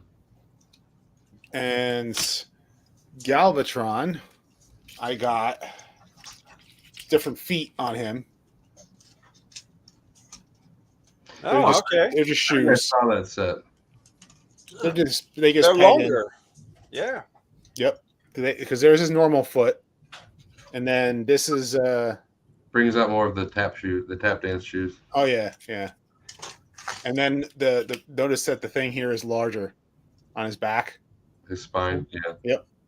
That looks And I good. also painted the tank treads. That looks good. Galvatron is the only figure I bought 2 versions because I do a chug. I want to keep 1 version of each, but I couldn't pass up on the Gen Select one either. I actually switched the cannon. I took this cannon from Kingdom and I switched it because I preferred the Gen Select cannon. Okay. Put it Looks good. With the dioramas I've been doing so much painting lately. And then the Crazy. Optimus face. You can get a close look on that face there. Yeah, well, that's the face I have. It was hard to apply that decal. Well, it's not just the decal, but let's see if I can get closer. Yeah, my camera's not picking it up properly. There we go. Notice his face. You have lighter eyes. I had to get a screwdriver in there and peel the head apart. But was it an upgrade kit for the eyes? Say again? No. No, he ripped the face apart and painted it. Yeah. I painted the face. I had to get a toothpick in there. And then I painted the back of his head the same, like a solid regular blue, because they use a metallic blue. I noticed metallic paint tends to scrape easier. So, because I painted the back of his legs. Welcome, Break It. First time I see that name. Hello. Back of the legs look better, definitely. Yeah, definitely. And then also his it goes all the way around now, the silver on his abs. Oh, nice. Oh, the stripe, yeah. Yep. So that was like, and then of course the toy hacks labels were added on top of that. So that's the custom I did for that. And then what else did I do recently? I might as well show it to everybody on the channel since everybody wants to see it. That's what we're here for, man. Transformers. I'm thinking about painting the trailer that came with my Prime to go along with the Shattered Glass New Age Prime. That's so tiny. It is tiny. It's Hot Wheels size. Like Larkin made those custom Hot Wheels cases for these that look awesome. Oh, yeah. There's Blue Streak. Yeah. Or Silver I Streak. got confused. I thought that you had disassembled Silver Streak to do Barricade, but then I realized that you just did a Barricade. Well, here's what I did. So let me show off the Barricade. Because notice that Barricade here has his Minicon partner, his G1 Barricade self. Nice. Firetox is actually holding up the retail Barricade. Yeah. This is my custom Barricade. The purple looks so much better. Yeah. Your purple, I like your purple way better than what came. Yeah. And then of course he's got the non-F kits for the guns on his shoulders and his handgun. And then the toy hacks labels for his for all the Decepticon or all the police and Decepticon symbols and stuff like that. Right. Do you use acrylic? I actually used testers paints for it. It was a gloss black for it. So these 2 figures started off as my broken Blue Streak. I remember that video. Yeah. I know. So, that's the first time that you mentioned me in one of your videos. There's a Blue Streak. Because you had the Thundercracker and Skywarp in there, and they were. I think Skywarp had the clipped wing, like you had to peel off a piece of plastic. To fix it. And once I peeled the plastic off, he's fine now. Yeah. But the broken Blue Streak, that you can actually see, it's broken there. Yeah. Okay. So what I did was I disassembled it completely disassembled the whole figure and down to all the individual parts, and then got a smoke screen and disassembled that smoke screen the same way. I got a pin push, so I was able to get the pin because there was a long pin in here to get out. And then once you get the pin out, you're able to disassemble the figure pretty easily after that. Okay. I then took the parts, like the front of the Blue Streak car. I used the Blue Streak head, and then most of this actually is, the arms, the lower arms here. No, this is actually Smokescreen. Yeah, this is actually came from Smokescreen. So a lot of his parts came from Smokescreen, and then I ended up making Silver Streak out of him. And then I took what was left of the parts that I had remaining. Like it was a Smokescreen torso, it was a Blue Streak hood, and Blue Streak. No, it was a lot of it was Smokescreen, and I ended up taking the paint off and stripping the paint. Okay. And then that's how I made Silver Streak. And then with the parts that I had remaining, I painted it from head to toe, and then made a barricade because I missed the 2-pack. Yeah, you know what? I was this close to buying that 2-pack and ship you the Earthrise one because I needed a punch counter punch, but I don't have a barricade, but I want the siege version better. I have Prowl in siege, and then I have Blue Streak and Smokescreen Earthrise. I actually like the Earth mode. The Earth mode's a little bit better. I really like the siege mode for Prowl, so that's why I wasn't too upset about not getting the duo pack. But I was gonna send you because I know you have a siege barricade. That's what I was thinking. I was gonna offer you a trade. I'll send you my Earthrise, send me your siege. But then I went back to Amazon, and they sold out, and Scalper had it at double the price. I'm like, oh, yeah. Wait, you need a siege barricade? I don't have one yet. Let's talk after. Okay. There might be a couple of boxes of some unopened stuff back there from when Ross was clearing everything out. Really? Okay. Yeah. No. Yeah. Sure. I'm pretty sure there's a barricade back there if you want one. Yeah, I ended up getting actually a siege barricade at TFCon. Rico Red Star was I haven't was seen there. him in a while. Yeah, I used yeah, to see him, but I don't. It's because people have started chatting a little earlier now. Instead of 9, they go at 8, then sometimes 7. Yeah, so live streams are starting earlier. So at that time, I'm putting the kid to bed and everything. So I haven't been able to properly join. But it's we were talking earlier about keep going and people starting YouTubes and then canceling. I realized Cato was pushing a guy not long ago, well, maybe a year ago, the real Batman. He had a channel, did tons of toy reviews, had an Instagram and everything, and then just one day, boom! I just realized, hey, where's real Batman? And then you start thinking of all the people that you usually see in the chat. Yeah. And then he's gone. Like I had one follower, Adam Graham, and he was always in the chat, always in the comments. And one day he just disappeared. And then he came back last week. Last Friday, I had my Pipes and Huffer video, I think. He might not have been pushed your content either. That could be an issue. Yeah. Because of YouTube's funky algorithm, you don't know. You don't know if why you're not seeing, some of the same subscribers. Like I was talking about my that one video getting 138,000 views, and then it's like my Black Arachnia video is like sitting at 26,000, which for me, when I'm at 90,000, I'm like, well, what's going on here? Why am I not getting views on Black Arachnia? Yeah, one of the most popular character of Beast Wars. Say that again. Because both of you were. Oh, sorry. I said notifications are all messed up too, because I don't get notifications for any of your stuff. I don't get notifications for any of Bert's stuff.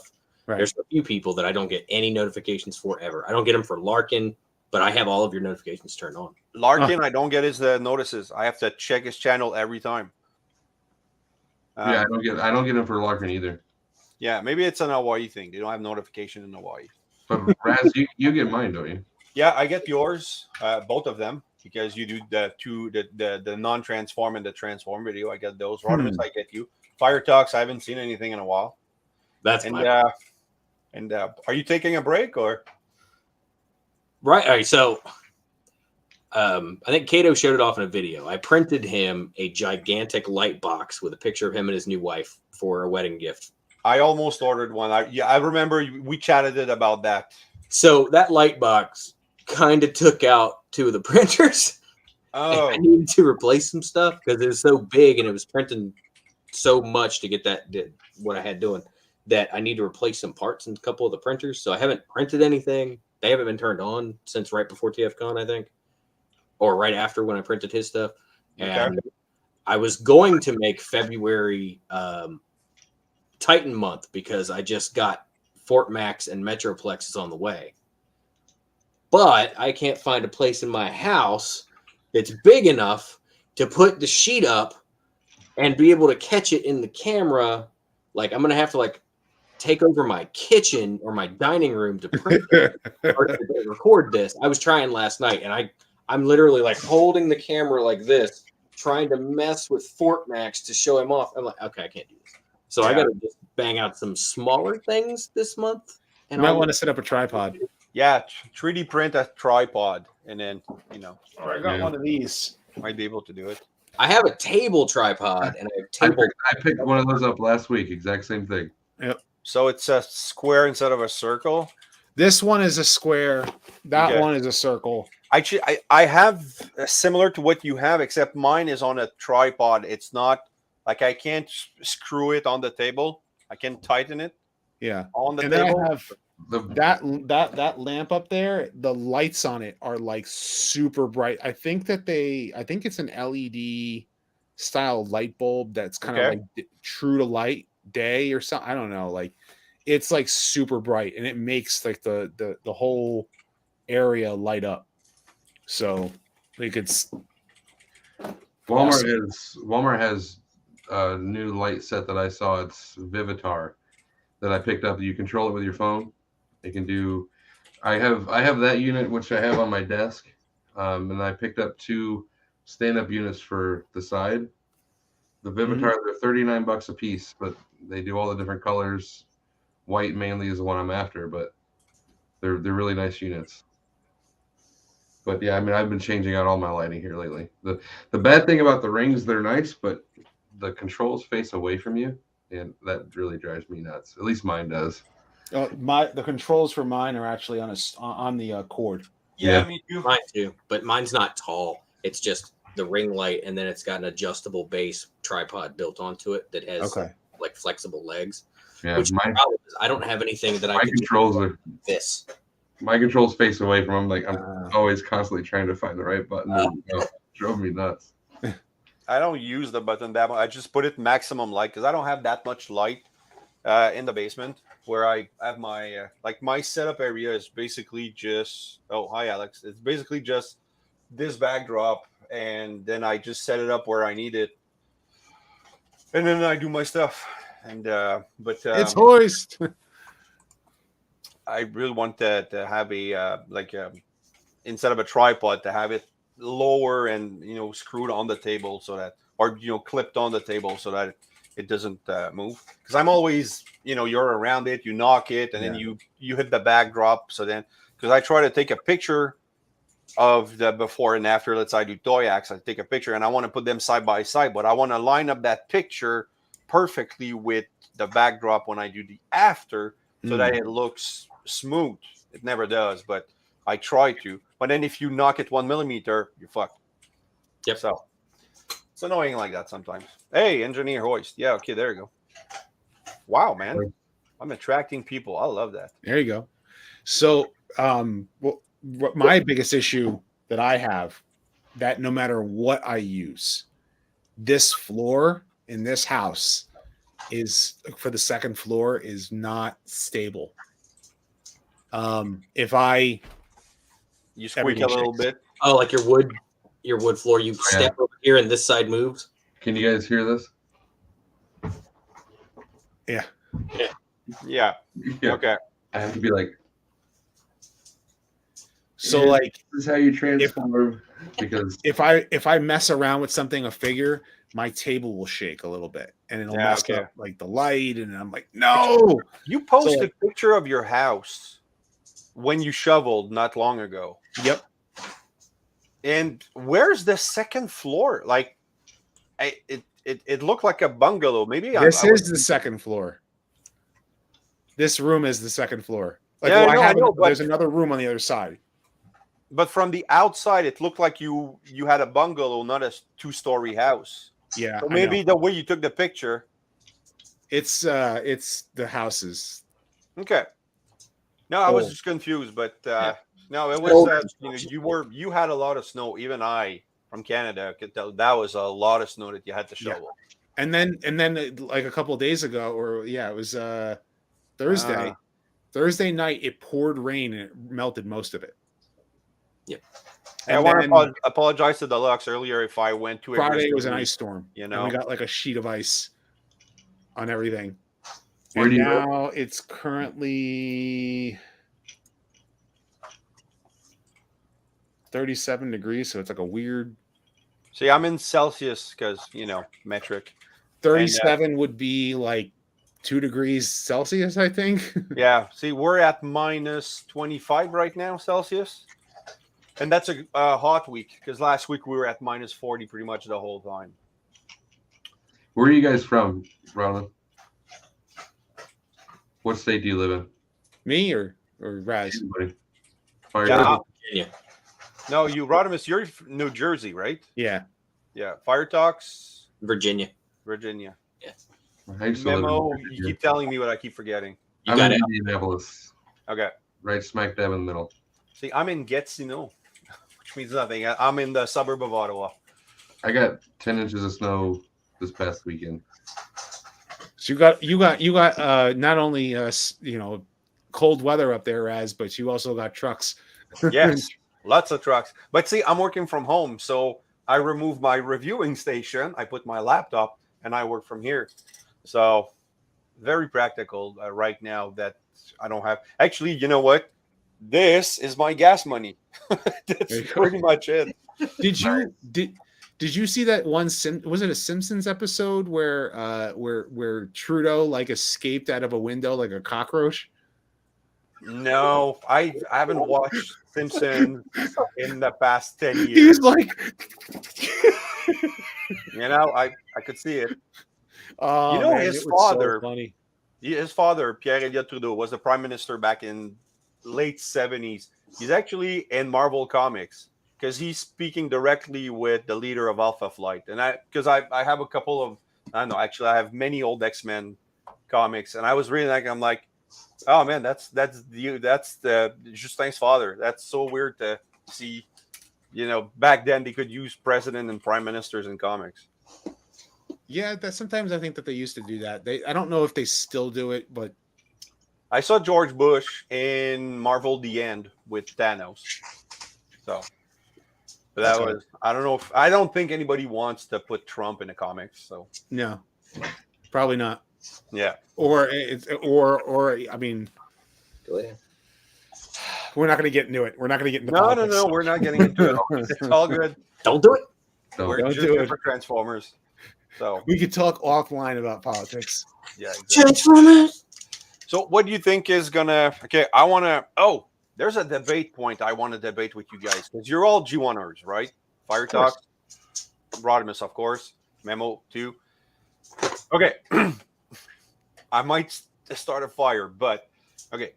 What's the one comment that we've been using for the past 35 years? Every time a new iteration of a character,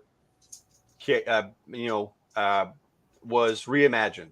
So let's say Hotshot. No, well, not Hotshot because he was Bumblebee, but Red Alert and Transformers Armada wasn't the Red Alert that we knew in G1. Optimus didn't look enough like G1.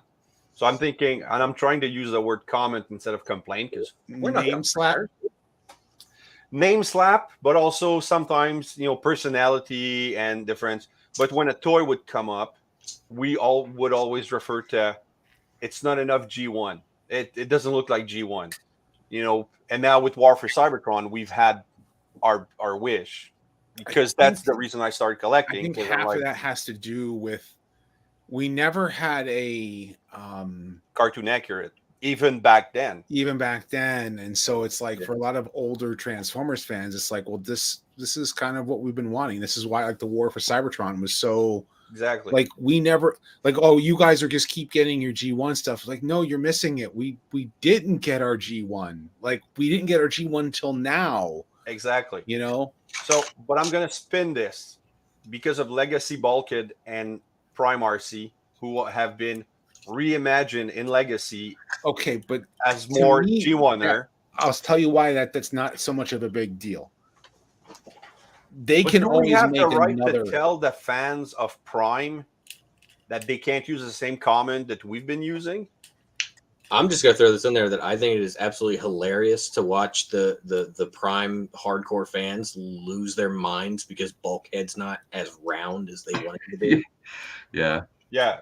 All of this, I think, is funny. I've never once cared that. To me, the engineering has just gotten better. If you give me a new Optimus Prime like this versus what I have in that case that only has bendy elbows and no hands and barely moves his legs, I'm going to take this all day long. And I don't care if you give him an entirely new personality in a TV show. I want the toy.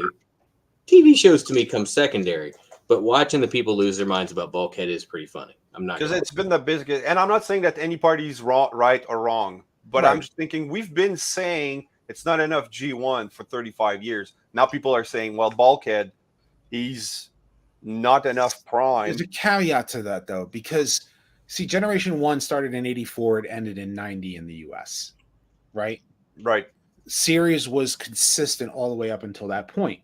When Generation 2 came out, it was just a continuation of G1 to a degree, but you were able to get a Generation 2 Optimus Prime. It was your G1 Optimus, right? It was the same toy, but it was not the same level of engineering as, let's say, Laser Optimus Prime. Right. Which is a completely new iteration of the character, but it was still the same character. Beast Wars, I think Beast Wars did two things for the G1 fan. You had the G1 fans who were willing to give it a chance, and which was like myself, and I love Beast Wars. I do. It's my second favorite fiction. Yeah, I mean, I adore Beast Wars, but it gave us, because it connected itself to G1, so it gave us, like, okay, it's a new generation of Transformers, but the original still happened. The original is still respected in that respect. Yes, it was respected, used, and properly applied. Yeah. We wanted, but at the same time, the itch for the cars, the trucks, the airplanes was all there. Then comes the Car Robots gets brought over to America as Robots in Disguise, and Robots in Disguise is brand new. And for the most part, it's redos of Generation 2 stuff and Beast Wars stuff in new colors, and then you had the new toys. But it was like a very standalone-ish, but it was like, oh man, like that Robots in Disguise it was a revitalization of Transformers to me, just as much as Beast Wars was, because Beast Wars was like Beast Machine's kind of like, I was taking me out of the. Yeah, Beast Machine killed that for me, because I don't consider Beast Machine part of G1, while I consider Beast Wars part of G1. Which is weird, because they made a lot of G1 references in Beast Machine. They did, but to me, Transformers needs a fully metal planet. They need to be, organic. It's robot life. It's robot life, exactly. And it's weird to get so technological and then get so organic. Yeah, because I think, remember when FJ DeSantos told you that in the eyes of Hasbro, the Prime Wars trilogy was the end of G1. Yep. And I think that Prime Wars trilogy fits with Beast Machine, because if you look at the Cybertron they used, it was very you had dirt, mountains, you had waters and forests almost. Half of that also had to do with the fact that the showrunner just didn't know what he was doing. Well, yeah, there's that's one thing, but and FJ DeSanto even told me that. So, but anyway, but when Armada came out, Armada was like a whole new generation. What we were told back then, I'll never forget this. When Armada was first coming out, was that it was supposed to take place after G1. So this is the Kevin Smith conundrum all over again. With the mini cons and stuff like that, and all the mini cons and stuff. And then you had, okay, well, how is Starscream alive? How is Megatron? It doesn't matter. It just kind of takes place after Generation 1, and we'll just go with it. And so you had all these believe us. Right. So then you had all these cameos in that first episode. If you watch Armada, the anime, and there's Beachcomber, and there's Crosshairs, and there's Skyfire, and there's like all these G1 characters are hanging out and on Cybertron, and then all of a sudden the new cast rolls in. So the G1 fans kind of watching it for that respect and like trying to like connect the dots. But then we were told, no, it's a brand new continuity. We're starting fresh. It's brand new continuity. Like the Bumblebee movie, which they still don't know if it's prequel or right. And so, but then you had a whole bunch of name slapping going on. Like Red Alert was one thing, because Red Alert was pretty much, they're like, okay, it's one emergency vehicle going to another emergency vehicle. It's weird. It was actually supposed to be Ratchet, but they called him Red Alert because they didn't have the name trademark. Then they name slap Perceptor into a Combiner minicon. Yeah. They name slap Smokescreen onto Grapple. I watched Armada last year and I was like, what? And they don't even keep the same name. Yeah. Optimus Prime's minicon changed his name 3 times. That's because it's supposed to be Sparkplug, but the dub got it wrong and called him Leader 1. Exactly. 1 is Megatron's minicon. Yeah, which is a GoBot. But again, it's even more complicated in that respect, because if you think about it, I mean, Sparkplug does make sense, but so does Leader 1. So what it tells me is that they didn't have the name finalized.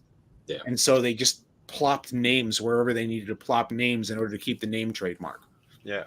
Now, as for the show itself, Armada, fans of Armada love Armada. They feel like they got railroaded in, because Armada was the first time Transformers hit that hard reset button, and really was an actual hard reset button. Yeah. And it was aired on Cartoon Network, so it was the first time Transformers for a lot of new fans. It was a brand new generation of Transformers. For the older fan, like us, we wanted G1 to continue. I wanted season 4 of G1. I wanted season 5 of G1. I've wanted it since '87. We wanted G1, right? And it's like, okay, well, the show never got its conclusion. Really, it never felt like a conclusion. The comic book did, but the cartoon never did. Well, Rebirth was a conclusion with a cliffhanger with Scarpanuk and Zarak and Galvatron floating. It was a conclusion without actually being a conclusion. Exactly, like it left an opening. Yeah, and it felt like it was like, well, you could have kept going. You could have made more episodes after that. And so, like, there's a lot of, Transformers is a brand that just keeps going and going and going and going and going. It just really is not going to stop. Chauncey. But then you had, what was it? The Unicron trilogy lasted through Energon and Cybertron, which I can't watch. I really tried to sit in those 2 series, because I wanted to. Eventually, I want to do voice actors of other iteration of Transformers, because I'm running out of main characters, and then there's so many voice actors that only had like short careers that I can't really do a video about it. But so I want to move to other stuff. So I said, I'm going to watch everything, and then I'll be able to decide. And I cannot sit through Energon and Cybertron. It's impossible. Energon's a rough watch. Oh man, and with Kicker watch. and then Galvatron is back. No explanation. Oh no, he's called Megatron now. Then what?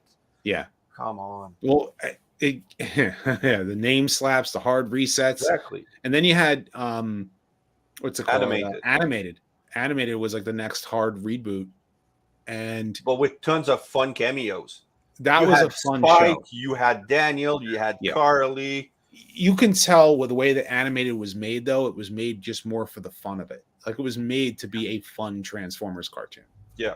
And I was surprised though that Sue Blue, who was working on that show, was agreed that we should get fresh blood. I'm thinking she's part of the old crew. You think she'd want to bring back a couple? I found it interesting that they chose, because David Kay told me that he's like, I actually auditioned for Megatron.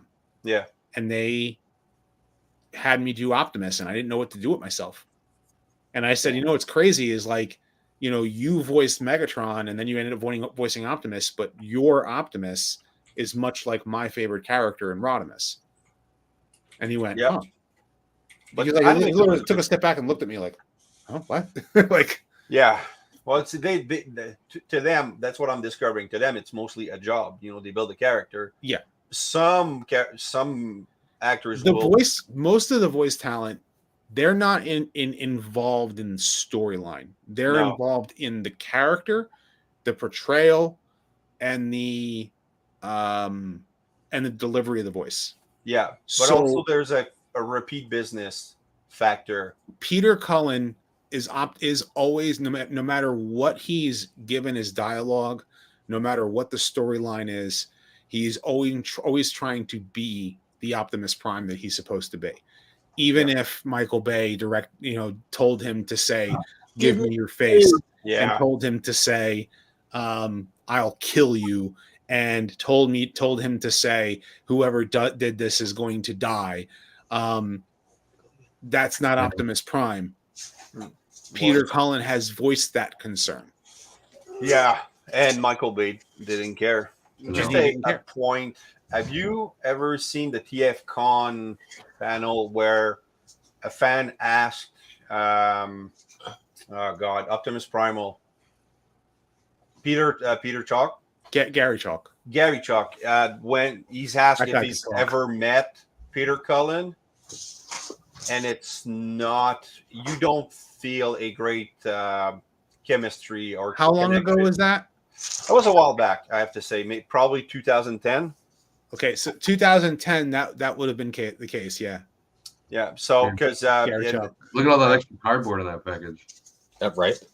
That's awesome to have. You got it at TFCon. Well, he brought it to TFCon. Yeah, I know. It's but I remember you guys saying that. So, did anybody actually try to get a Kingdom Primal signed by Gary? I'm sure he did. Yeah, I'm sure he probably did. I just saw an interview though with him not long ago. They asked him his feelings about not being Ron Perlman, losing to Ron Perlman to the role for the movie, and Gary Chalk sounds bitter, and I talked to him for completely understand. 2 minutes about it at TFCon, and yeah, as much respect as he has for Ron, he doesn't understand why. All they had to do is pick up the phone. Yeah, that's all they had to do, and he would have jumped. He does seem quite a little bit, because that's the same thing, like the same attitude I remember he had, and because Gary Chalk is one of the most outspoken in caring about like his role as Optimus Primal, and but that's the thing, he's attached a lot to his character. While you have, Michael Bell did Proud, but all of his interviews that I've watched when I did his video, all of them, he's like, to him, it's a job. Right. Even for Raziel, the most, that's my custom Raziel Cane Seeker. So you got the Soul Reaver as a weapon? Yep, I got that. I wanted, because my name is Raziel Kane, of course, from both characters from the series. So I asked input, can you do a Raziel paint of a Seeker, but give me the Sword of Kane? Because that's not the actual Soul Reaver that Raziel had. So he had it was the glowing arm. Yeah, but he was the evolved form. Well, if you recall the whole trilogy, the sword is Raziel. Yes. Yeah. So and before I started my channel, I actually went back and I've never actually played all of the games, so I rewatched all the playthroughs for the story. Oh, the first game is rough. The first game is rough. Oh, yeah, the Blood Omen, the original. It's like 7 hours. The video that I watched going through rough. it, like, oh my god. It's hard too because you have to make sure that you're constantly sucking their blood, like to refill your life. Yeah. My first game of that franchise was Blood Omen 2. Never played Soul Reaver. So I have all 5 games, or it's 5 games, right? I think I kept mine because I think so. Man. I do have the attachment, but the story, the voice acting just blew me away. When Michael Bell, when I realized it was him, I was like, all right, my script just went sideways. I need to talk more about this. So the first time I ever played Blood Omen, the PlayStation one, I own it, but lucky.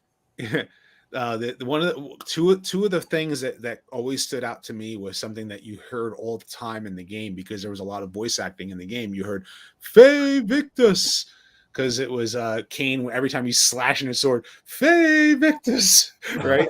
And then the other thing he would say, the other thing you hear is "Oh, please help me, kind sir." It's like someone is hung by the wall, and then you just press the suck button. You see the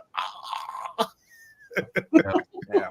I watched the whole playthrough of that. That was long, but so good. But I mean, Michael Bell wasn't attached to Raziel that much. He knows the impact that character had on the people who played the game.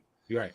But he's not too attached. He's not too attached, and it's kind of hard because he even said he tried playing the game and he had a hard time playing the game. Yeah. Like I got to the first area, I couldn't figure out how to jump. Exactly. I've watched that video a couple of times. Right. So, but then you have Gary, who's extremely attached to Primal. Yeah. With reason.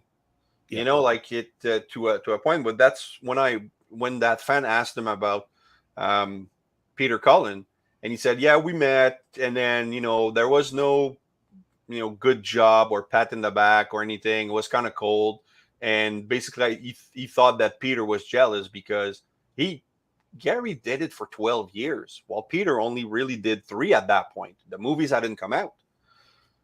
And really, Peter would not have voiced Optimus in other series if he didn't do the movie.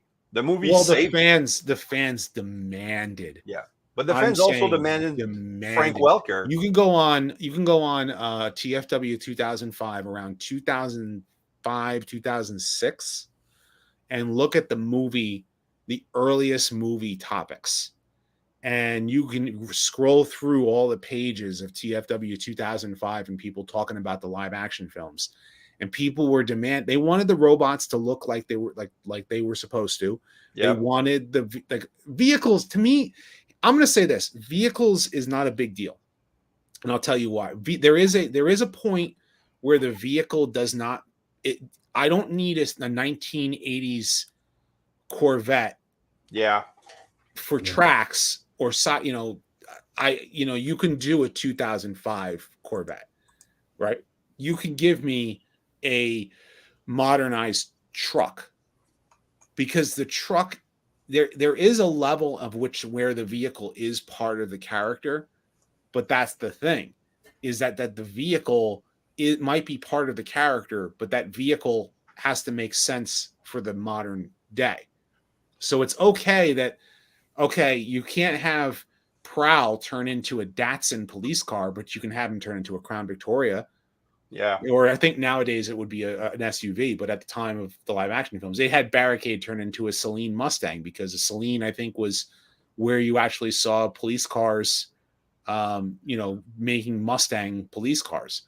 So there is a precedent to that. So it's okay that Optimus turns into a long-nosed truck for the live action film, but the robot needs to look like the robot. He needs to look like Optimus Prime. I got turned off immediately when I first saw the first preview. When you see that scene of him in the alley with Wiki, where the color scheme, I thought it was Ultra Magnus was in the movie too. Right. And I was like, no way. All of a sudden you're seeing a mouth. You're seeing the faceplate come back. And you're like, that mouth. What is with that mouth? Yeah. Oh. I remember being at first the first Michael Bay movie. I was like, okay, this is good. The second one, I had just become a dad, or wasn't a dad for too long, and I had more connection with Sam's dad in the second movie than any other character in that movie, which is not the target audience was supposed to be kids and people that love Transformers. Right.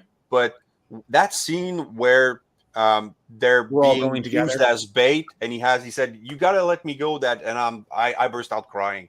I was like, "Oh my god, I could not do it if my Alex would say you have to let me go in a situation like that. Screw you, boy. I'm coming with you." Yeah. So I think that his parents are the best human characters in all of it. Yeah. Yeah. Which is funny because everybody says like we don't want humans in Transformers. We want Transformers as characters. exactly. That's the biggest thing that set pieces. the live action films fail at is that the But- Transformers themselves are secondary to the human characters. That's the problem because it was supposed to be G.I. Joe. So that's That the you know first what? film was. The Well, second yeah, film the was first billed to be a Transformers film, but it wasn't really written. It was outlined. Yeah. And they wung And- everything else. I'm grateful for Michael Bay to actually do kind of save the franchise, but I don't like when they went out of their ways to shit on G1. Like, Bumblebee slamming the Volkswagen Beetle. That was unnecessary. You didn't have to do that in the first movie. Little things like that. Yes. So. Chauncey's asking, he says, the movies added the ability to change modes on the fly. I never liked that. I'll be honest with you, I never liked that. Just because you feel like it. What's that? The weird rescanning just because you feel like it. Yeah. I don't want to be this anymore. Yeah. It takes away the allure of them being able to transform, that they can just do it willy-nilly on the fly. And also, why can't you just scan a voice box? Why can't they they're robots. Why can't they just build one? Yeah. And Oh, install it. Hornbots number 3. You get a prize. There you go. You would I mean, think that any In the first one, you Ratchet really says, love it. Ratchet says I'm still working on it.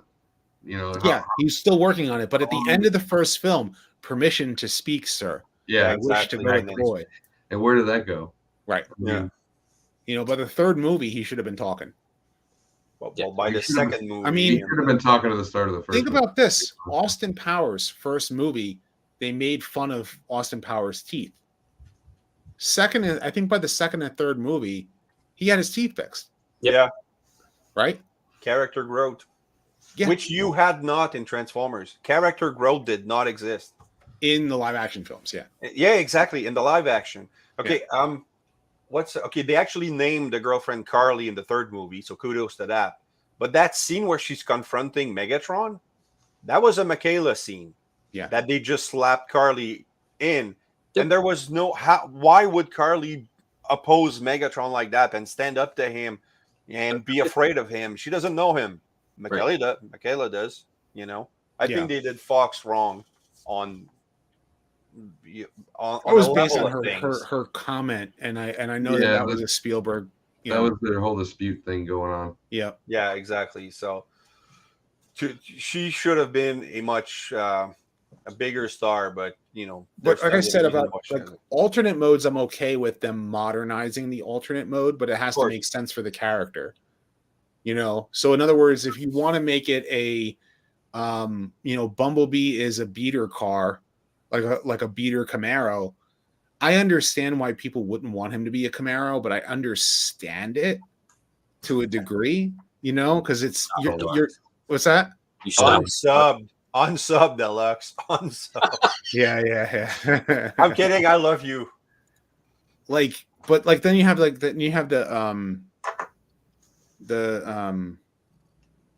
I said, Optimus is not a flat nose truck. Megatron just is that to me, the design for Megatron and Starscream just.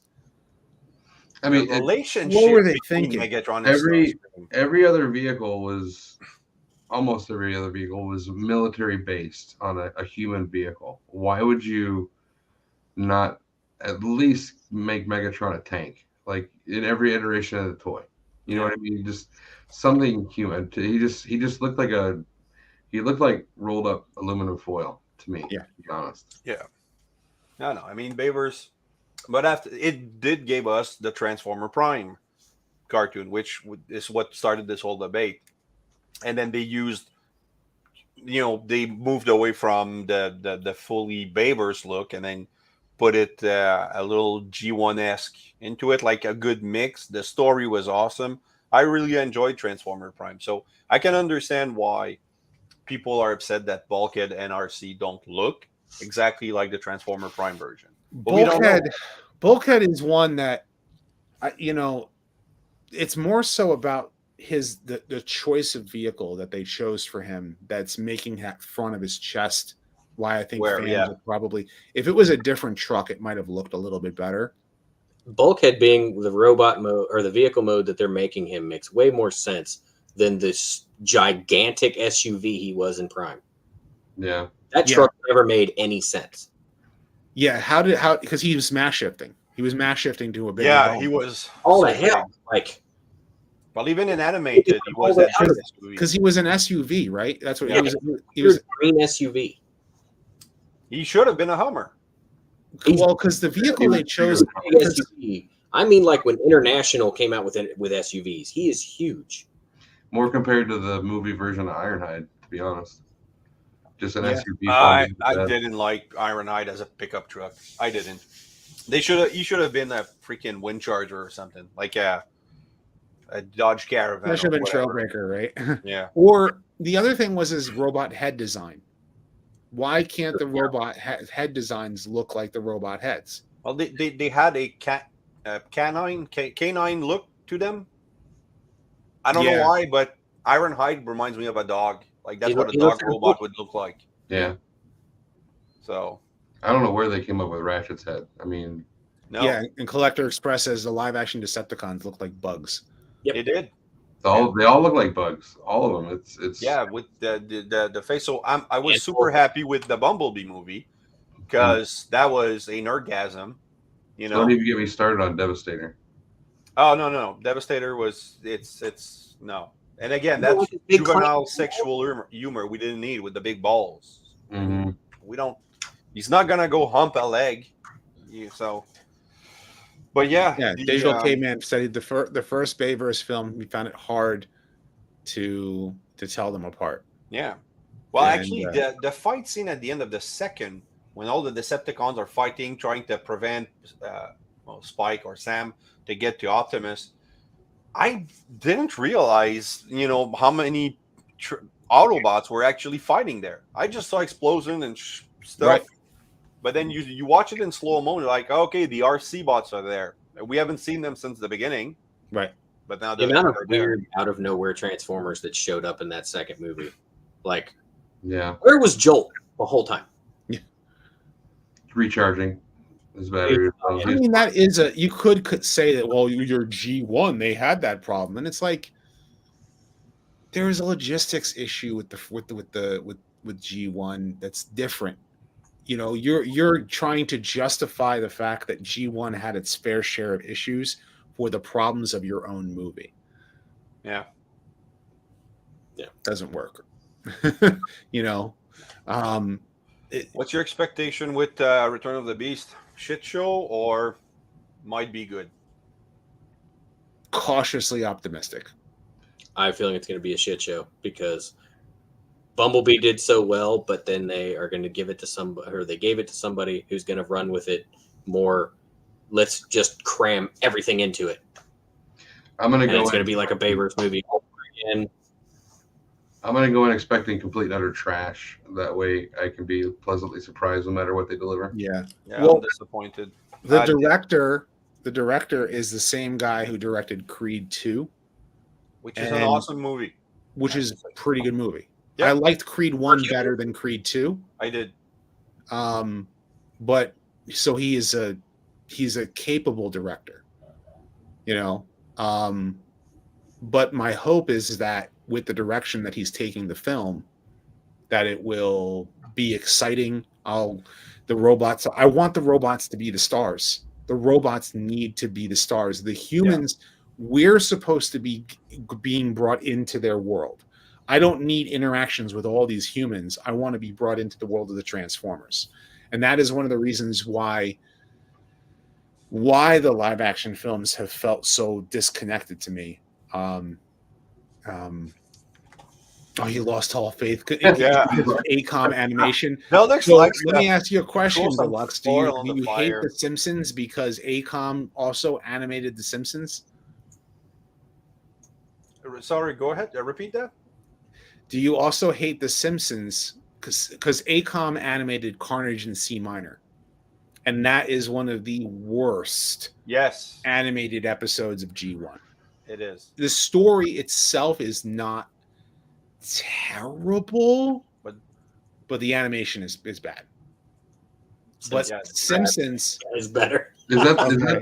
is that the episode that has Braun in it? Even though he died on the show. Brawn, Huffer, and Bone Crusher are firing on Decepticons. Nice. yeah, and then you have Flashback. It's a flashback. you have episode. Bruticus. No, you have Hot Shots side by side with Defensor. No, yeah, Hotspot with Defensor. And then even better is Broadside uses the best reason for mass shifting. He jumps, devastate the Constructicons form Devastator. Yes. And then Broadside jumps in the air, turns into aircraft carrier mode, and then lands on Devastator. Boom. Took him that long to figure one way to show an alt mode. That was great. Now I think it's either Carnage in C minor or Mad. Anyway, it's one with Soundwave where they forgot to put the vocalizer on Soundwave. Yep, Web and World. You on Web World, and you can hear an unfiltered version, and it's the same in Revenge of the Fallen.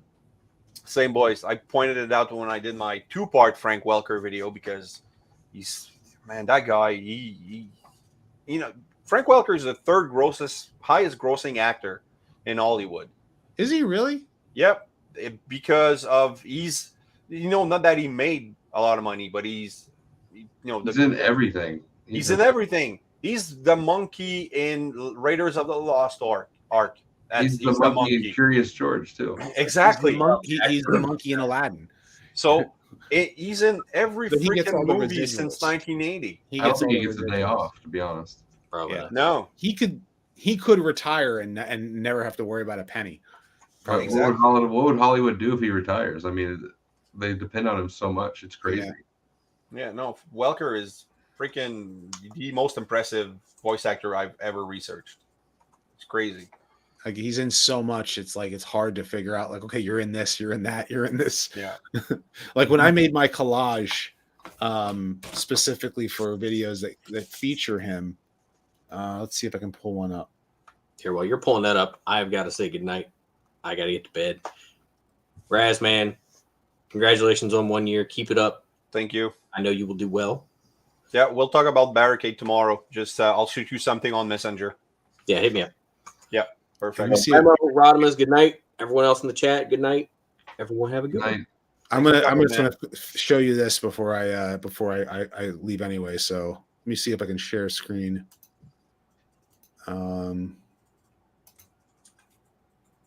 If you want to bring that in. Yep. That's Frank Welker in the G1 cartoon. Yeah. That's The main characters. Yep. You know, Even he Wheelie? voiced Sludge, Yeah, Mixmaster, Wheelie, Megatron, Skywarp, Mirage, Trailbreaker, Groove, Chrome Dome, Galvatron in the 3rd season, and in the commercial. Ravage, Soundwave, Rumble, and Frenzy. So, yeah. Deluxe. See you, Deluxe. I don't need to know about that stuff. Stop it.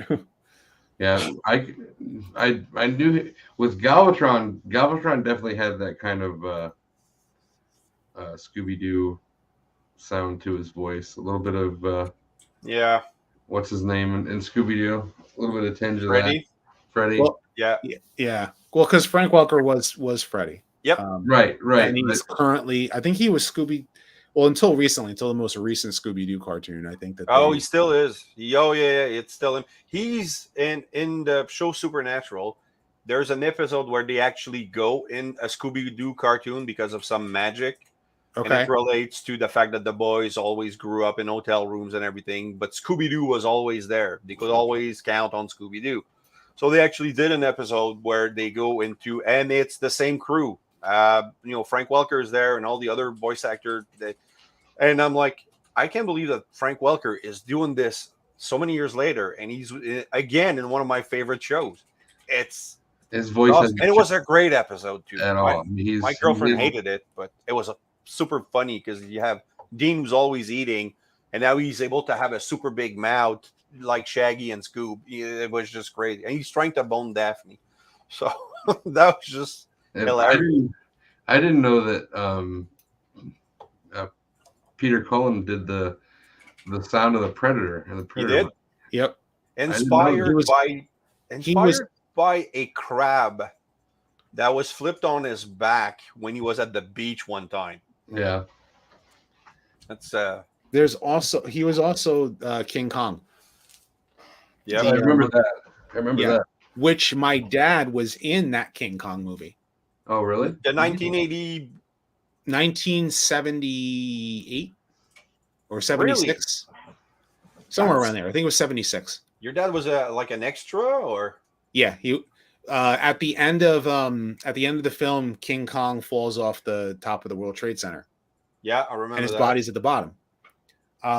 They got a whole bunch of New Yorkers and my dad worked at Xerox, so he went there, and you can actually, my dad, we had to like pinpoint because he's like, okay, that's the shirt I was wearing. That's me. But that's cool to be part of something like that. Yeah, that's great. Which was crazy to think about because my dad's a 9/11 survivor. Yeah, he is. Oh, really? Yep.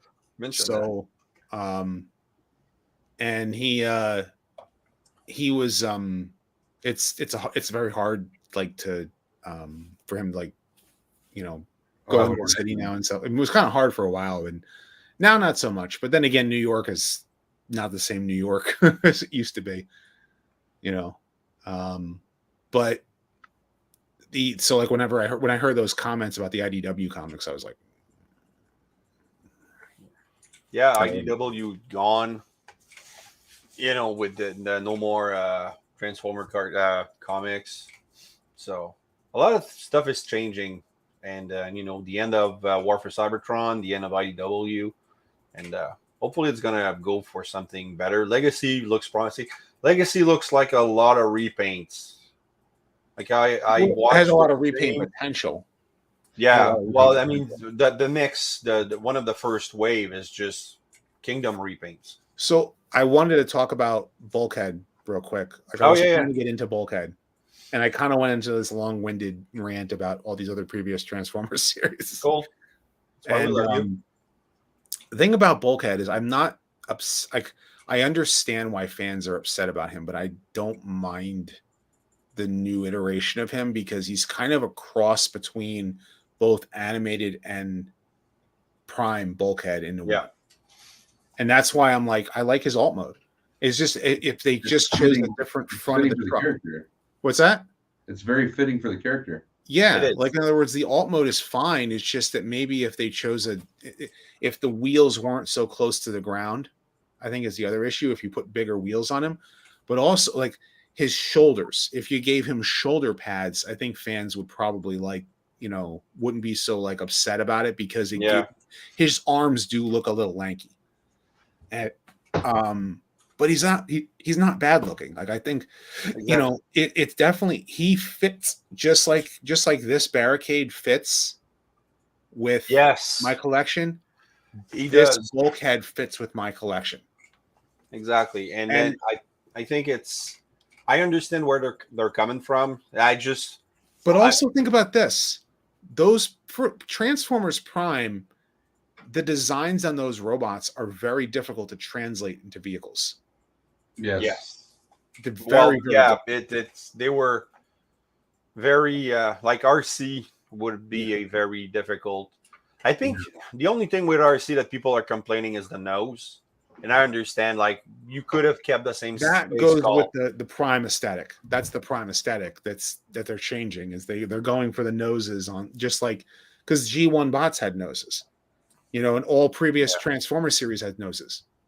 I mean, but the Prime didn't, and now that they're slapping a nose on that. Say it again, Memo. It's difficult to get this into anything. Yeah, really. Like, how are you going to get that into a motorcycle? Yeah, exactly. But my opinion, like the bulkhead fits in my collection. RC does not. And I'll tell you why. I like the mold. I don't think it fits RC, or at least Prime RC. Well, I think it fits. He doesn't have the same personality as the RC we know. Right. We grew up with. Like, well, not even that. Not even that. I would get it if it looked more like a little bit more like Prime RC. Like I feel like that bulkhead is a good mix between all previous versions of bulkhead and yet fits into the G1 aesthetic at the same time. Right. Whereas I don't feel that same way about RC. But RC, that mold can be redecoed into Flame War, which is somebody fans have been clamoring on about. Give us a female Decepticon like Flame War. Give us, I want Slipstream. She's on one of my, right, you know? I want Slipstream might be interesting. I'd like, you know, give us a female Decepticon Seeker mold. Yeah. That actually has a female aesthetic. Like, I know it's not so much sexualizing, but it's no. While the Cyberverse figures, like Cyberverse, by the way, I love that show. I watch it with my 4-year-old when he's in the mood, and because he likes Transformers, but to an extent. But we watch the show, and all 3 seasons are really good. And but they do have female Seekers, and then they have female characters, and they're not sexualized, and you know it's fine. Windblade is probably the most feminine, and RC is very nicely represented in that show. Yeah, and her toy is actually the original toy for because now they have all those gimmicks and stuff. So that's but she's a good toy. So the deluxe one, I think, from what I saw, like the deluxe one was actually pretty decent. Yeah, it was, and that's a good thing. Like actually giving us a decent RC figure, but it's not like I wouldn't buy it, but I think it's perfect for Cyberverse.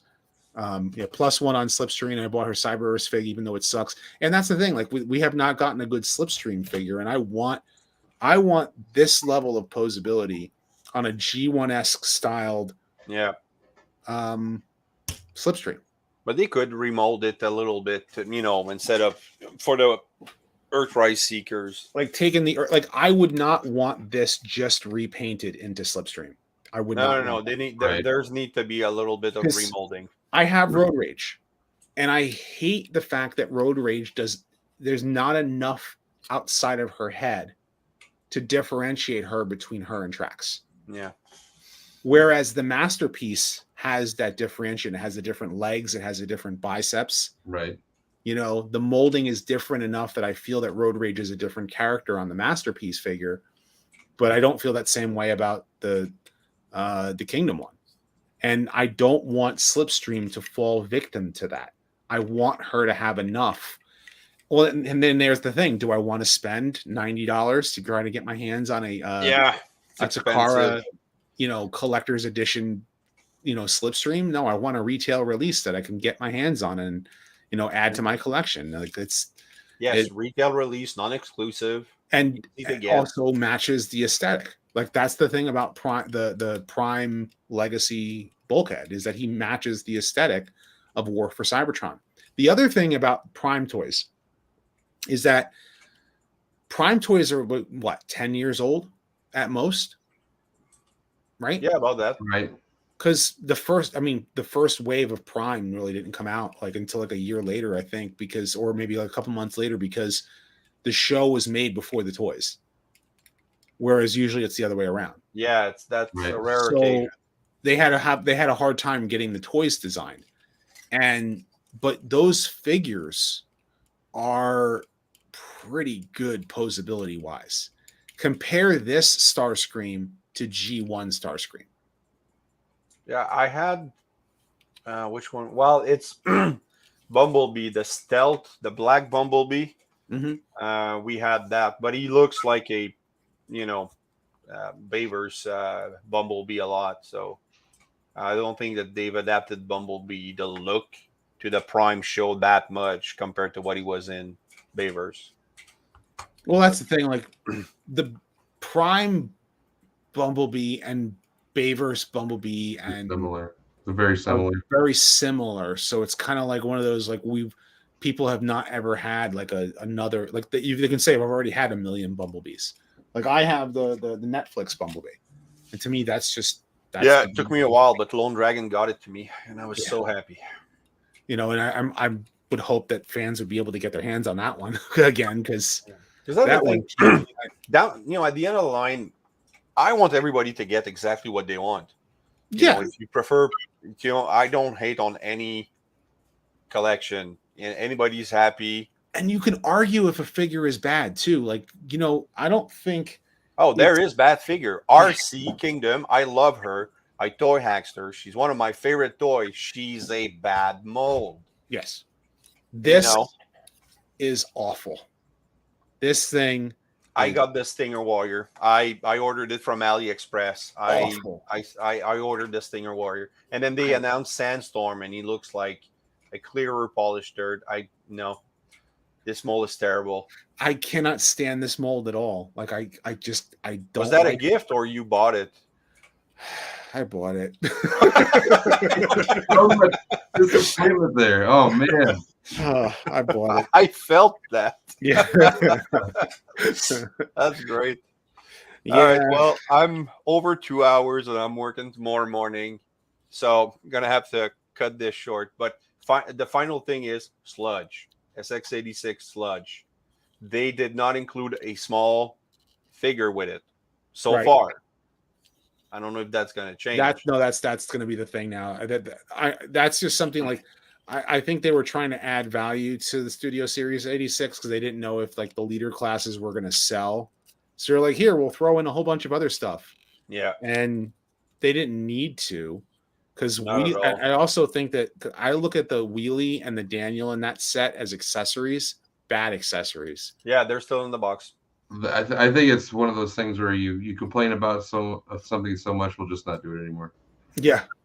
So. Exactly. So they didn't, so I'm excited for Sludge, and but I do hope that Legacy will give us